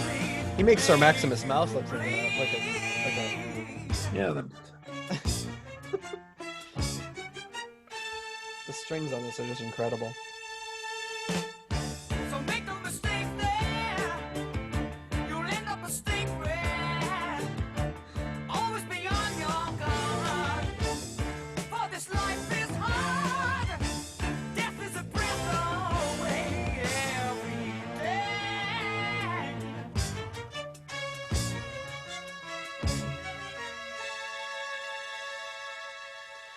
That's it. Really short, really to the point, but it creates this sense of drama, this sense of fear at the end of towards the end of the album here, about this freaking bat coming in and screwing everything up for everybody.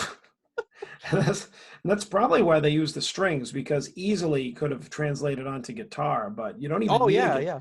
But you don't even need so a guitar to make it heavy. It's so interesting that they use only strings to do it, and I think it works. It makes it so much. I'm glad they didn't use guitar. It makes it so interesting. But this song could easily, though, like you could do a cover of this on guitar and it could be like just a cool heavy song. But I mean, I love the way that it worked out with the strings. I prefer it. I love John Gustafson's performance. I think it's amazing. I think it contains, like, he's gonna take your life, he's gonna take your wife. Like, holy crap, man, this bat is a dick. I think it's being very charitable to the bat. He's gonna kill you and then take your wife. That's pretty bad. I think it contains one of the worst lyrics on the album, and I just I just have to mention it. So make no mistake there, you'll end up a steak rare. I don't like that line. And it's funny in the lyrics book it says you'll end up a steak and then in parentheses rare. And I remember Paul and I listening to this album years ago, and we debated because we didn't have the lyrics, and we were just debating what he said. And we used to think he said you'll you'll end up a stink rat.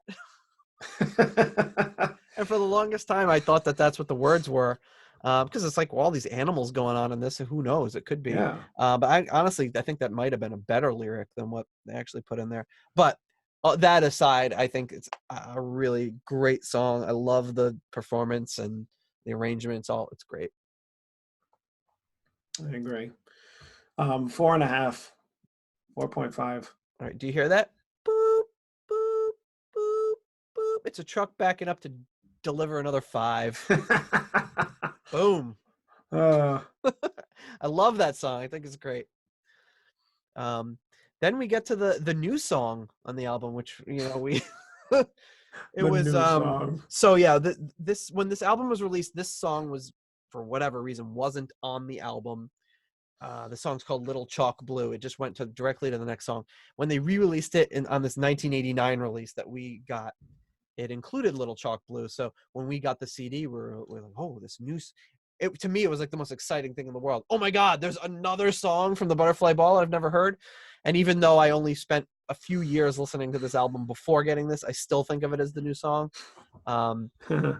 And there's no little text because it wasn't on the original album. It's sung by John Lawton, who we talked about as being, he would go on to be in Uriah Heep. He was in Lucifer's Friend. It's based on the poem "The Butterflies Airlift and the Weevils versus Caterpillars Cricket Match," which is it just basically in a one-off line mentions Little Choc Blue, which I guess is a type of butterfly called Little Choc Blue. He goes through all these different types of butterflies. Oh, it's the purple emperor and all these other things, and he mentions butterfly, mentions Little Choc Blue, which is a weird one to pick. Of all the butterflies to pick, it's a weird one, but it works. So when they made this re-release, they included this one in the sequence that it was done during the Royal Albert Hall concert. So here comes Little Choc Blue. I think it's a cool title too. I always like it. It's interesting. It's just a little different, but here we go.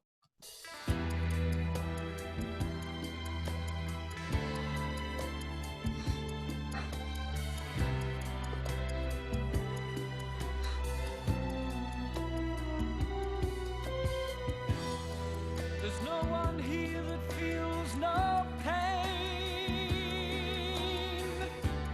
Deep inside, we're all the same. This is, last week in our episode, we talked about how John Lawton sounded like he could be confused for Ronnie and Dio. You don't hear it as much on this performance, I don't think. No, but he definitely sounds like somebody here that I've heard. Some people symbolize. Oh, Dennis DeYoung. He's got that Dennis DeYoung kind of getting some Styx vibes from his vocals. Yeah. It's a good thing. Yeah, actually, yeah. Now that you mention it, yeah, I can. Believe in you.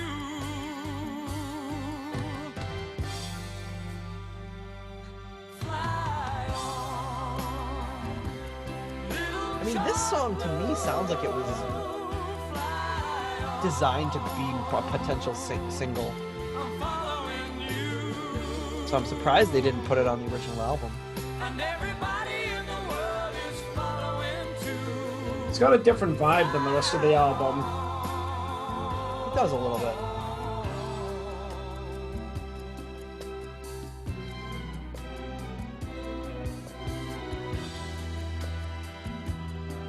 It's a nice little musical intro or interlude.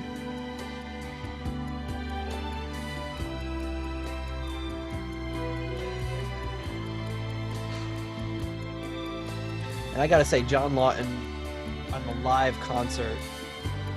Fills in a bit for Dio, along with Gillen, and he really steals the show. He's just an incredible singer who I really, outside of Butterfly Ball, was not really familiar with much of his stuff. You need your freedom that much more. Oh, he's good. And by your wings Yeah, he's we excellent. learn to see. You hold the key. Fly on, little Choc blue. Fly on, I'm following you. And everybody in the world is following too. Following you. Really belts it out there at the end. Little Fenwick starts doing a little riffing at the end here. I'm following you. And everybody in the world is following too. Following you.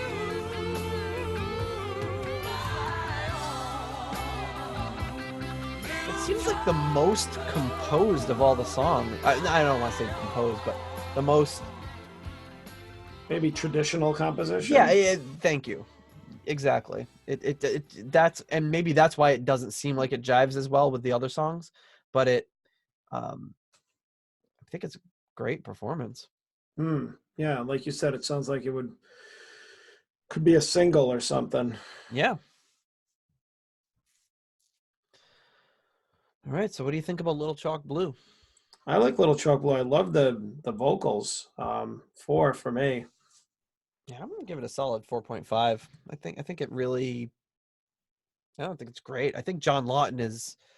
Again, I'm a bit ignorant on John Lawton in general, but I think his performance here and on the live concert are just tell me he's completely underrated, especially compared to some of the other names on this recording. He's just an underrated singer. Really great stuff. Yeah. All right. So next up, we have the song "The Feast."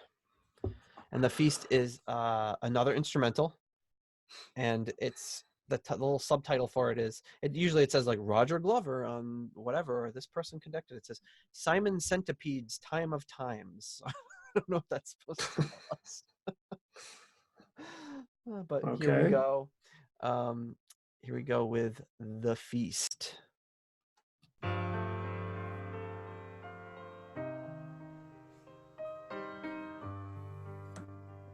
And this is, we're kind of approaching the end of the album. We've got this nice little solo piano going to kick us off into the finale of the album here. I don't know who played this. I don't know. Does it say anywhere on the album? It doesn't. I mean, it could have been Eddie Hardin, it could have been Mike Moran, it could have been Ann O'Dell. One of the three of them. Like how it musically is bringing back some of the themes from the earlier songs.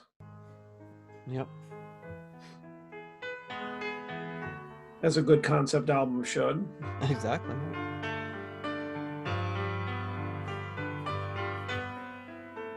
Right here, a little Sitting in a Dream thing. I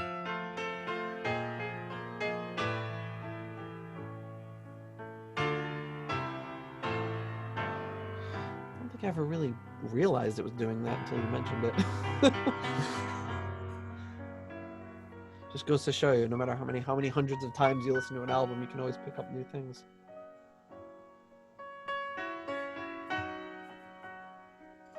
It's like some musicals would start with like an overture, which touches on all the themes. This just kind of throws it in towards the end.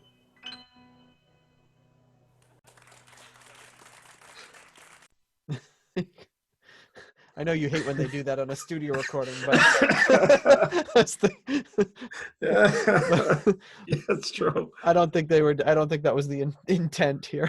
Well, no, I actually didn't mind that because it sounded like it was meant to be like somebody performing a piano like in a lounge or in front of an audience. The way that I hate it is like when a rock song is done and Yeah. everybody's like, "Hey!" And it's like, we rule. we rule. Hey. Like, oh, shut up.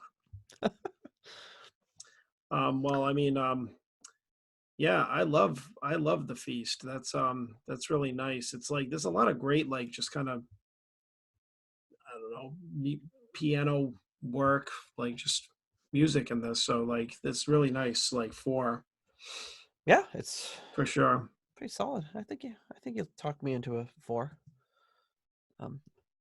I think it's really it's very simple, very solo piano, and really good stuff.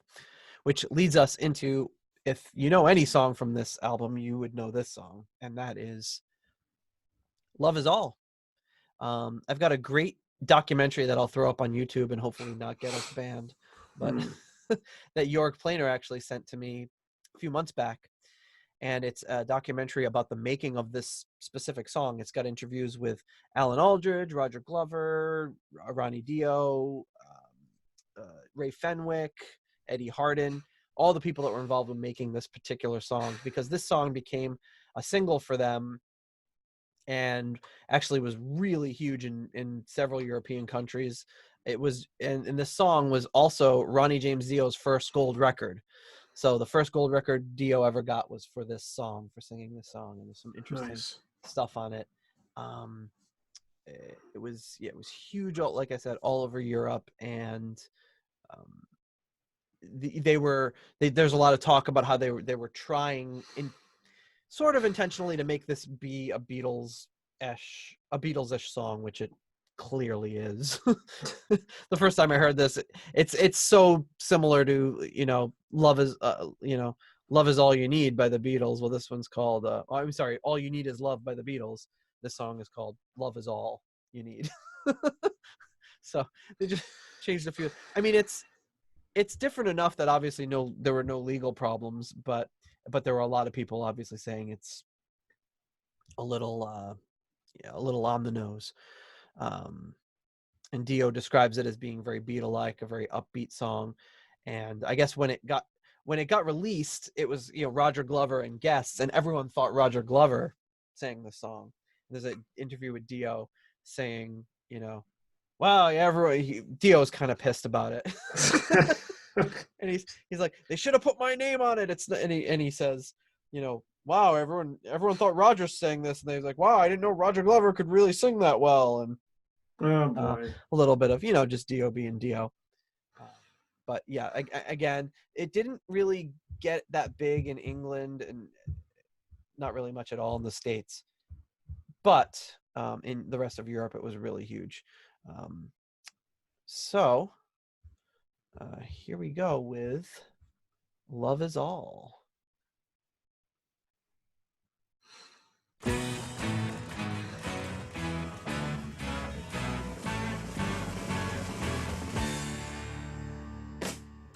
Everybody's got to live together. All the people got to understand. So love your neighbor like you love your brother. Come on and join the band. Ray Fenwick talks about adding that little bit at the end, which is very Beatles. It's like the melody and the song structure alone are very Beatles, and the fact that he's throwing in things like that just accentuates it even more.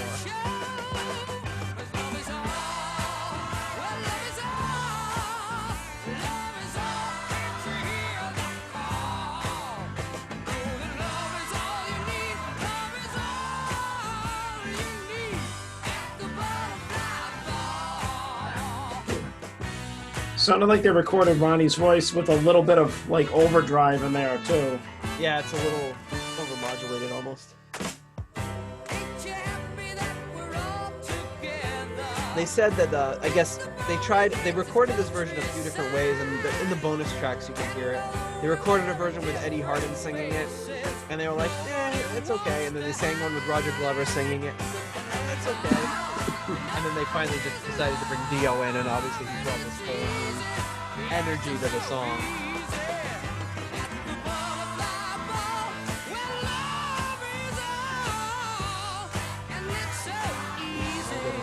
Jobson violin part here. It's almost like this weird little polka interlude.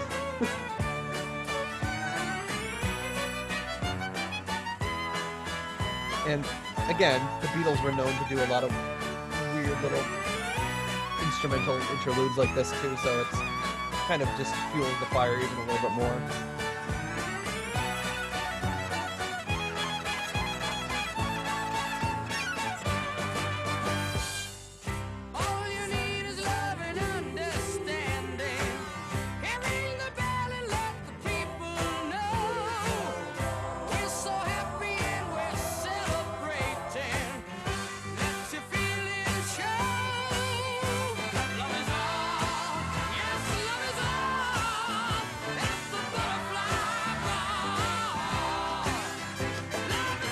Love this, just Ronnie's Dio just improvising here at the end.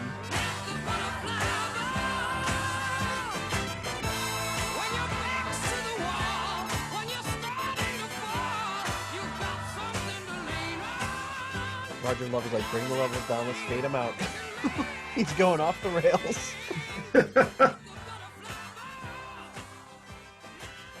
Like it has that stuff in the lyrics book, but I can't imagine it was in the original lyrics. He's like, "We got backs to the wall."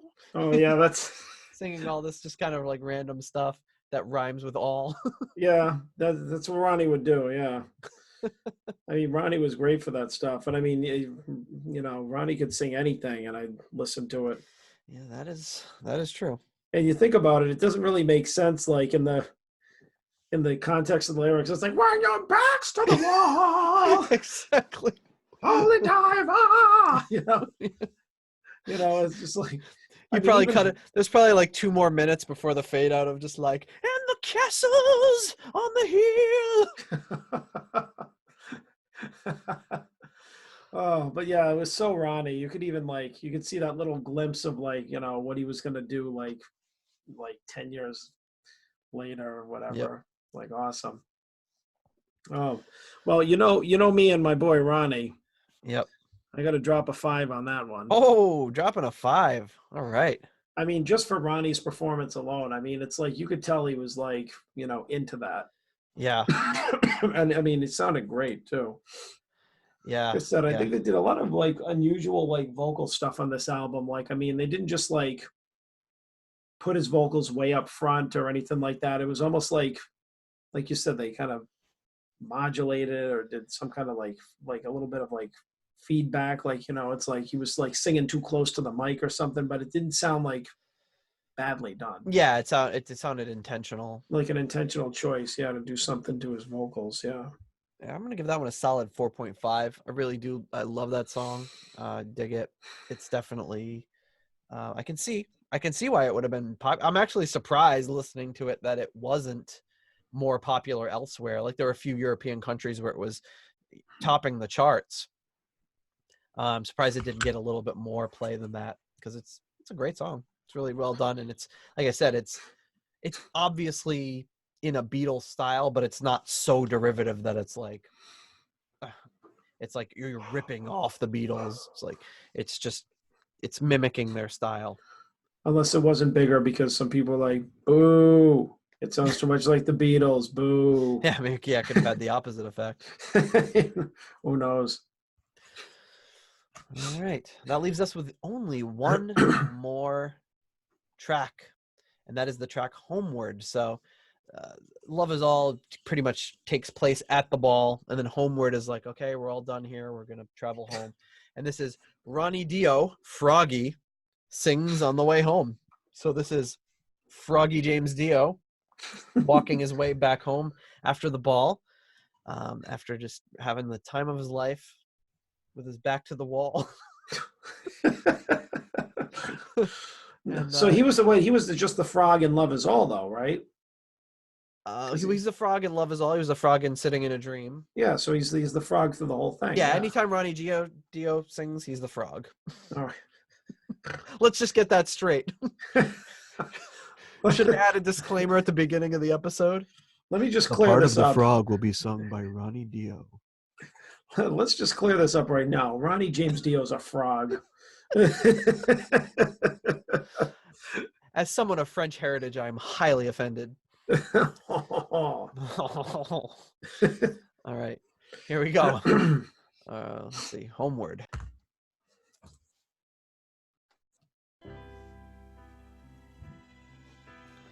This actually might be the longest song on the album, if only by a few seconds.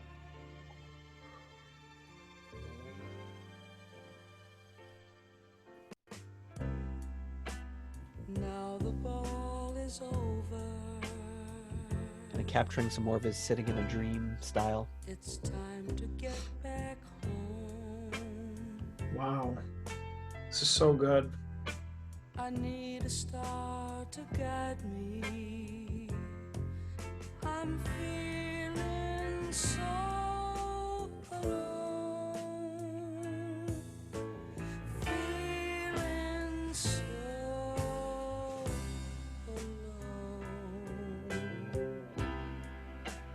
Morning mustn't find me. This would have been about maybe a year before his Rainbow stuff. So he's still in just an elf at this point. But I mean, his voice is just so like pure, unbelievable.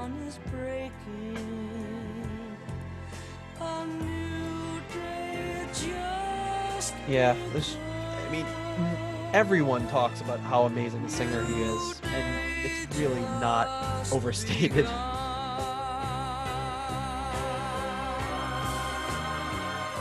We got like a full choir and strings here.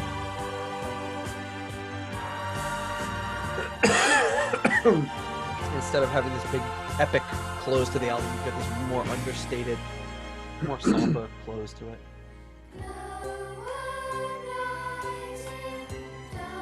Little children's choir here. The only time you'll probably hear Ronnie singing over a children's choir.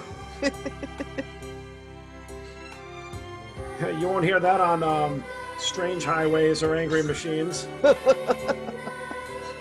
It's too bad, too.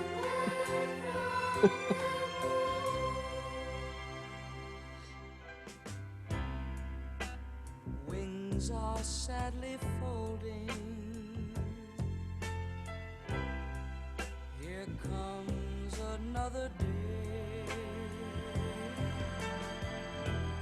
Oh, I'd like to stay forever and dance. And again, I gotta state that I got into this album as a teenager.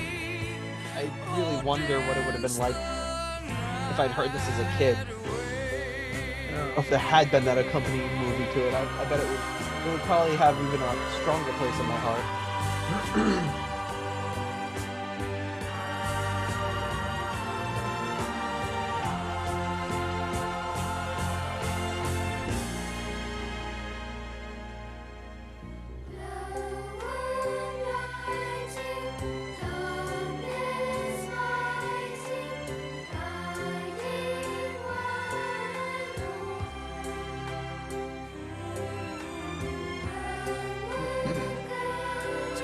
Gotta say a lot about Glover's production here too. He was early on in his production career at this point. He'd only been out of Purple for a year. They're really impressive. He had some chops.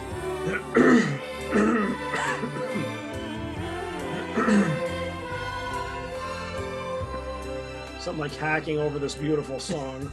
We gotta get you the cough button. You can just edit that out.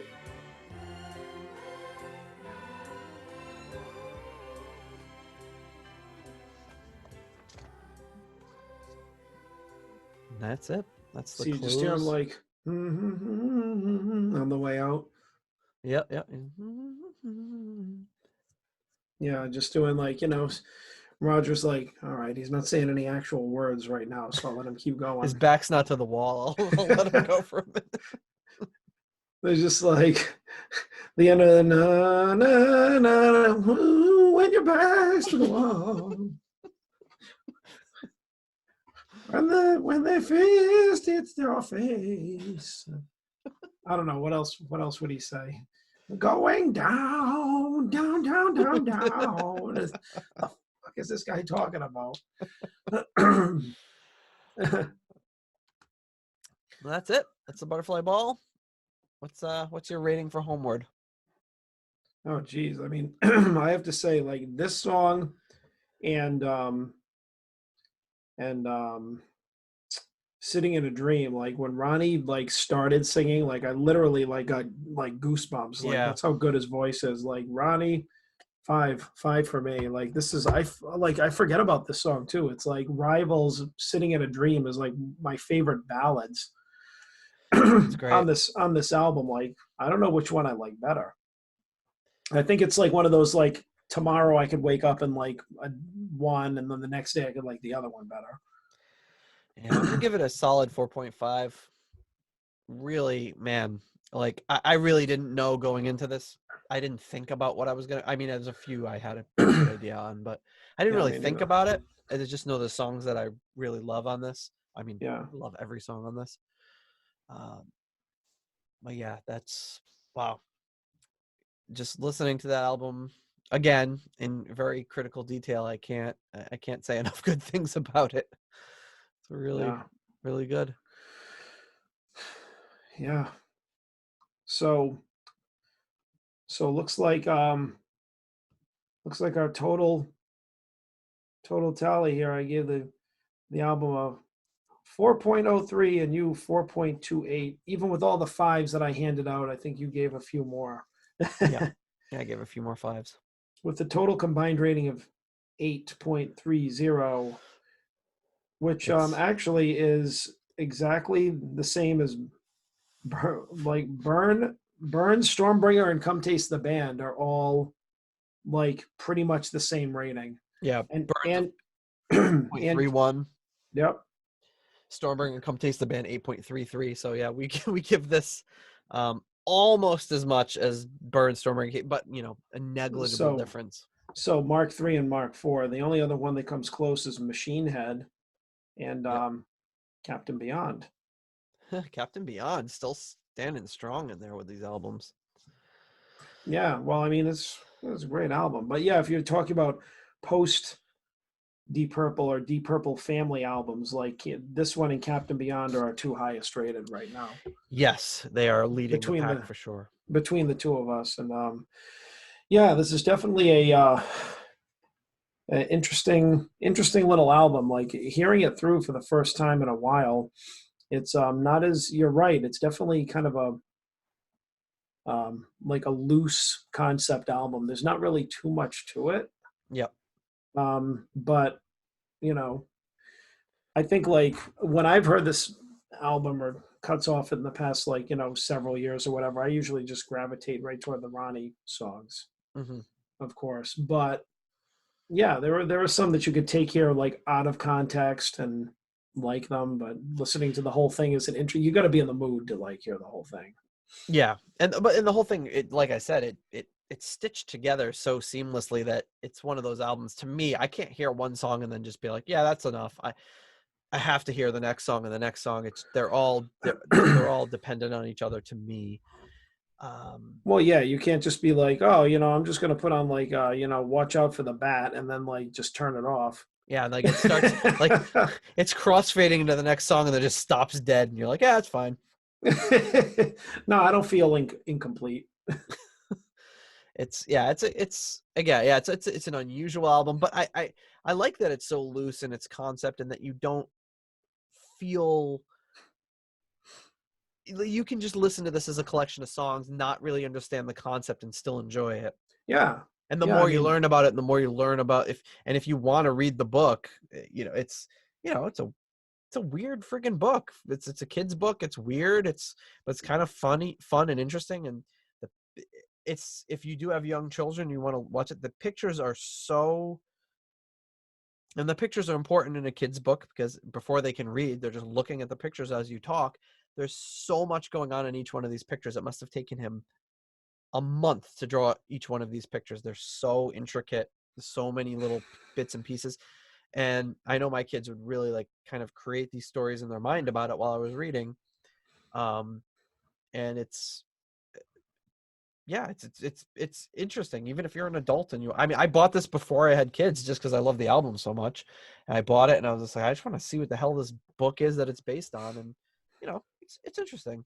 I definitely gravitate more to the music than the book, but yeah, a lot going on in the Butterfly Ball. And I mean, if you think about it, I mean, I don't know about you, but it's like I didn't really follow the concept or know what the story was when I first got it. So when you said you can just put this on and enjoy it without even knowing what the concept of this concept album is, it's like you totally can. Yeah. But knowing about it just makes it more interesting. And like listening to some of the lyrics, like when you were just dissecting, like, what a jackass or Maximus Mouse is, or it just makes it like more fun, more funny, more interesting of an album. So it's like, I think that's why it's so enduring to those us fans of it. Yep. The few that we are. All right. The Butterfly Ball. So a few quick little things about after this album was released. There's some great interviews from this book that I have. What's the name of the book? It's the Deep Purple. Is it the Deep Purple one? It might be the Purple Records, 1971 through 1978 by Neil Pretty. He goes through all the different albums, and he has a few quotes from Chaz Watkins, who was one of the engineers on this album. It's a great book to pick up if you're into Purple Records. He mentions that Kingsway studio where they recorded this always had a problem, so they had to record at night because during the day they couldn't make too much noise based on the building they were in. And he said during the day they would record like called elevator music, and then after 6 p.m. they'd become like a rock studio and record rock bands. Chaz learned a lot from Martin Birch. He worked with Martin Birch, so he kind of had him as a mentor. Then he mentions this one story about Ronnie. He says, one particular memory of Ronnie Dio, the control room looked widthways across one end of the studio, so a camera looked down the length of the studio with a monitor in the control room. Ronnie was doing a vocal, I can't remember which track, sitting on a stool, and the camera was positioned on him. He said, just getting a glass of water, and went off camera. When he returned onto camera, he sat on the stool and he was completely naked. He just didn't say anything. He just carried on singing as though nothing was unusual. And everyone in the control room was in tears. So that's during the making of the Butterfly Ball. He just stripped naked and sang. I wonder which song it is. Well, yeah. Number one, I'm wondering. Yeah, now I'm wondering which song he sang in the Buff. Which now that completely changes my. I wonder if it's "Love Is All." Maybe he had to like to sing that high. He had to just like he's like, oh, my balls are too constricted, and then he was like swinging free, and he could just like hit those high notes. And I guess the real question is, do you want to change it to your ratings, knowing? Yeah, 10. Exactly. I want to raise some of my ratings. But then, like, I want to know, were they in tears, like, laughing, or were they in tears, like, emotional, like, oh, sitting in a dream, this is beautiful, like, or is he just like, he's naked? Or are they, like, crying, like, oh, I'm blind, the lead singer from Elf, this. So he also mentions that the air conditioning was really loud, and they'd have to turn it off, like, when they did quiet vocals or instruments. And the switch for the AC was behind a burlap flap on the back wall of the studio. And when you lifted the flap, there was a picture of a naked lady on there. So most people were like, oh, I'll go turn off the AC. Like, apparently these horny studio guys were so starved to see a naked lady that they would run across the studio to lift a flap just to see one. I guess in the days before the internet, that was the best you could do. Yeah, pretty much. But he says recording the Butterfly Ball was a wonderful experience. All these top-notch musicians coming into the studio, and Roger producing, writing, and having responsibility for the whole project. So I can imagine it was a cool thing to work on. And then, as we talked about, Love Is All was Ronnie Dio's first gold single. Glover said about the album, the whole thing was a challenge and a joy. It took around 6 months to complete, and I worked with some lovely people. Glover also says, I can see a couple of things that might hold it back. He's talking about the album. I can see a couple of things that might hold it back, primarily my name. The album can't exactly be described as a family album, but then again, it's not anything in the mold of Deep Purple. Of course, the album was not received well by rock audiences. They're like, oh, that's kid stuff. And it didn't get a ton of exposure, done a ton of promotion, so it didn't do a ton of sales. And then Love Is All was a huge hit. And in this documentary, I'll post a link to, and it's a link to our own video, so hopefully we don't get banned. This guy, Sacha Distel, who's a French singer, decided he was going to record a version of Love Is All. And and Eddie Hardin's like laughing, telling this story, because he says that they called him and they wanted just basically they like, could you just send us the backing tracks for it and we'll put his vocal over it? And he's like, you're not even going to use your own musicians. You're just going to like take our backing track. And so Eddie Hardin says basically just karaoke at this point. Like, this guy's re-recording the single, but he did. And he had a #1 hit with this song in France. And then a month later, the Ronnie Dio version became a #1 hit in France. So I do have a copy of it. It's worth checking out. Yeah, I wanted to say this version. If you want to hear Love Is All in French by an inferior singer, do you and have I've got just the thing for you, of course. Yeah, for me. So it should be interesting my reaction to hear your reaction to seeing the movie for the first. I can't even imagine seeing this movie for the first time. Even though I remember distinctly, because like I said, I've been a fan of this. I just looked at my Amazon history. I ordered the DVD for this and received it in 2006. Wow. Where is it? So you've had it for a while. So here it is. Order details. Amazon, September 2nd, 2006. I ordered this because must have just come out. And I remember reading about it on Roger Glover's website, about his reaction to this movie in general. And I remember I had been a fan of this for a long time. At that point, my wife and I had only been together for about 4 or 5 years. Mm-hmm. And we weren't even married yet. But I remember we sat down in our apartment in New York, and we just sat there and like, we're going to watch this movie. And we're like, holy crap. Then she was like, you like this? I'm breaking up with you. No, apparently not. She enjoyed it, I think. The same way that I did, and kind of with a morbid curiosity. But like I've said, it's one of the most incredible musical performances I've ever seen, paired with some of the worst live action things you've ever seen. It's a very strange dichotomy. So I'll be interested in looking at that next week. So as predicted, we're running a little long with this episode. Got a couple of quick news nuggets to go over and history things real quick because we're running long. Mm-hmm.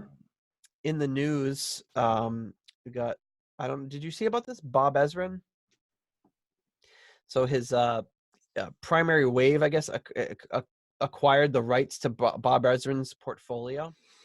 No. So I guess they got the rights to all of his stuff with Alice Cooper, Kiss, Pink Floyd, and then the last 2 Deep Purple albums. Whoa. So yeah, pretty big catalog there. Interesting. He doesn't look too happy. I bet this is before he got the check. I think he's probably pretty happy.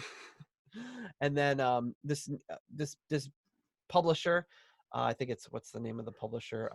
Weimer UK, who published all these visual biographies. They're releasing one of Ian Gillan now. We've talked about I think the David Coverdale one, the Richie Blackmore one. Mm-hmm. So it's going to be kind of a visual biography of Ian Gillan. So it should be interesting. It's completely unauthorized, but if you're interested, you should check it out. And then we've got in the news in the history segment, a few kind of key dates. I've seen some conflicting information, and Jörg Planer, of course, will correct us if we're wrong, but the the butterfly ball. The week this comes out, November 18th through November 24th. On November 18th, 1974, the butterfly ball was released in the UK, and I think it might have had a December release in the US. So obviously, great timing, and no mistake as to why we're doing this. We're kind of theming our November around butterfly ball. And then November 18th, 1989. Oops, that's not it.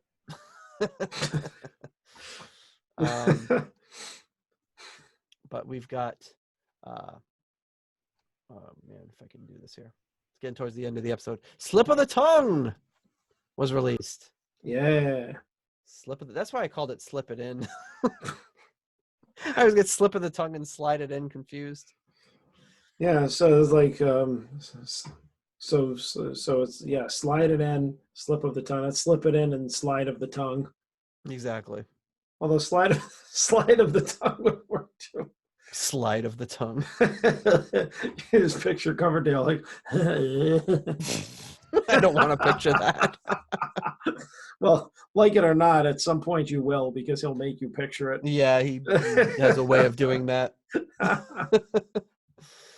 Then we've got that's butterfly ball already. So we've got the next up is November 18th, 2006.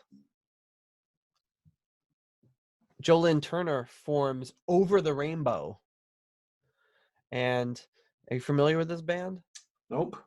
So Over the Rainbow, you've got JLT there, obviously looking way too serious. Second one in. Can you tell who the second guy from the right is holding the guitar?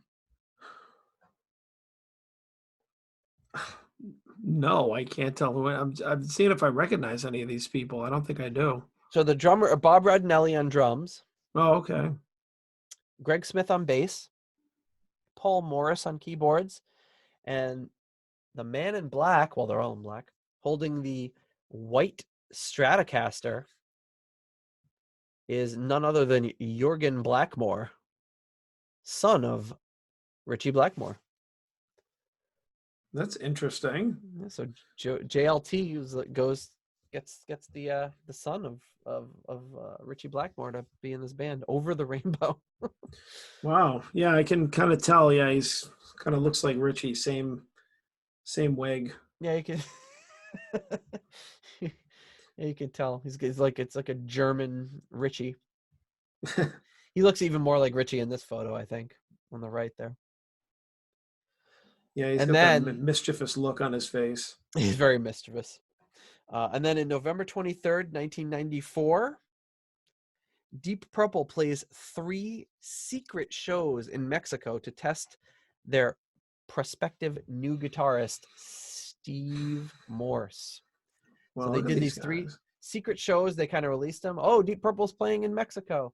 And that would have been quite a treat to see one of those shows. Steve Morse's trial by fire to see, is this guy going to work out? And apparently he did, because it's how many years? 25 years later, and he's still in the band.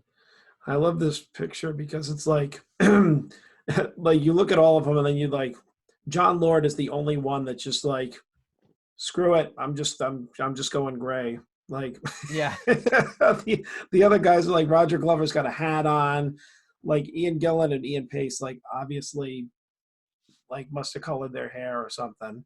I mean, they all look good, but like, and John Lord looks totally badass in this picture. But he does. Like he looked badass until the end of his life. I mean, let's face it. John Lord always looked like a badass. Yeah. Whether he was rocking those big like cop sunglasses or these like kind of John Lennon sunglasses with a goatee, full beard, Fu Manchu, mustache only, it doesn't matter. He always looked like a badass. What have you. One of my favorite looks was like I think it was his Mark IV, like, 70s porn star look where he'd be wearing that denim shirt, and like untucked denim shirt. That photo shoot where it's like unbuttoned all the way down to his navel. Great stuff. These guys. So that's a wrap. This might be one of our longer episodes, but we covered 20 tracks of the Butterfly Ball, even though most of them are very short. And if you didn't know anything about the Butterfly Ball, you're either right now interested and going to check it out a little bit more on your own, or you're saying, yep, that's just as dumb and whimsical as I thought it was, screw this album. Either way, I had a blast diving into this album again and listening to it in its entirety. And this is one of my, like I said, one of my top albums of all time. I could drive on my way to work in a few hours and listen to this album again like I hadn't just listened to it. It's always a pleasure for me. Yeah. All right. Totally. Well, I guess we'll part ways again until this time next week when we'll be watching the movie for your inaugural viewing of the Butterfly Ball movie. I'm very excited for that one. Me too. All right. I will see you next week, my friend. Okay. Take care. Bye-bye.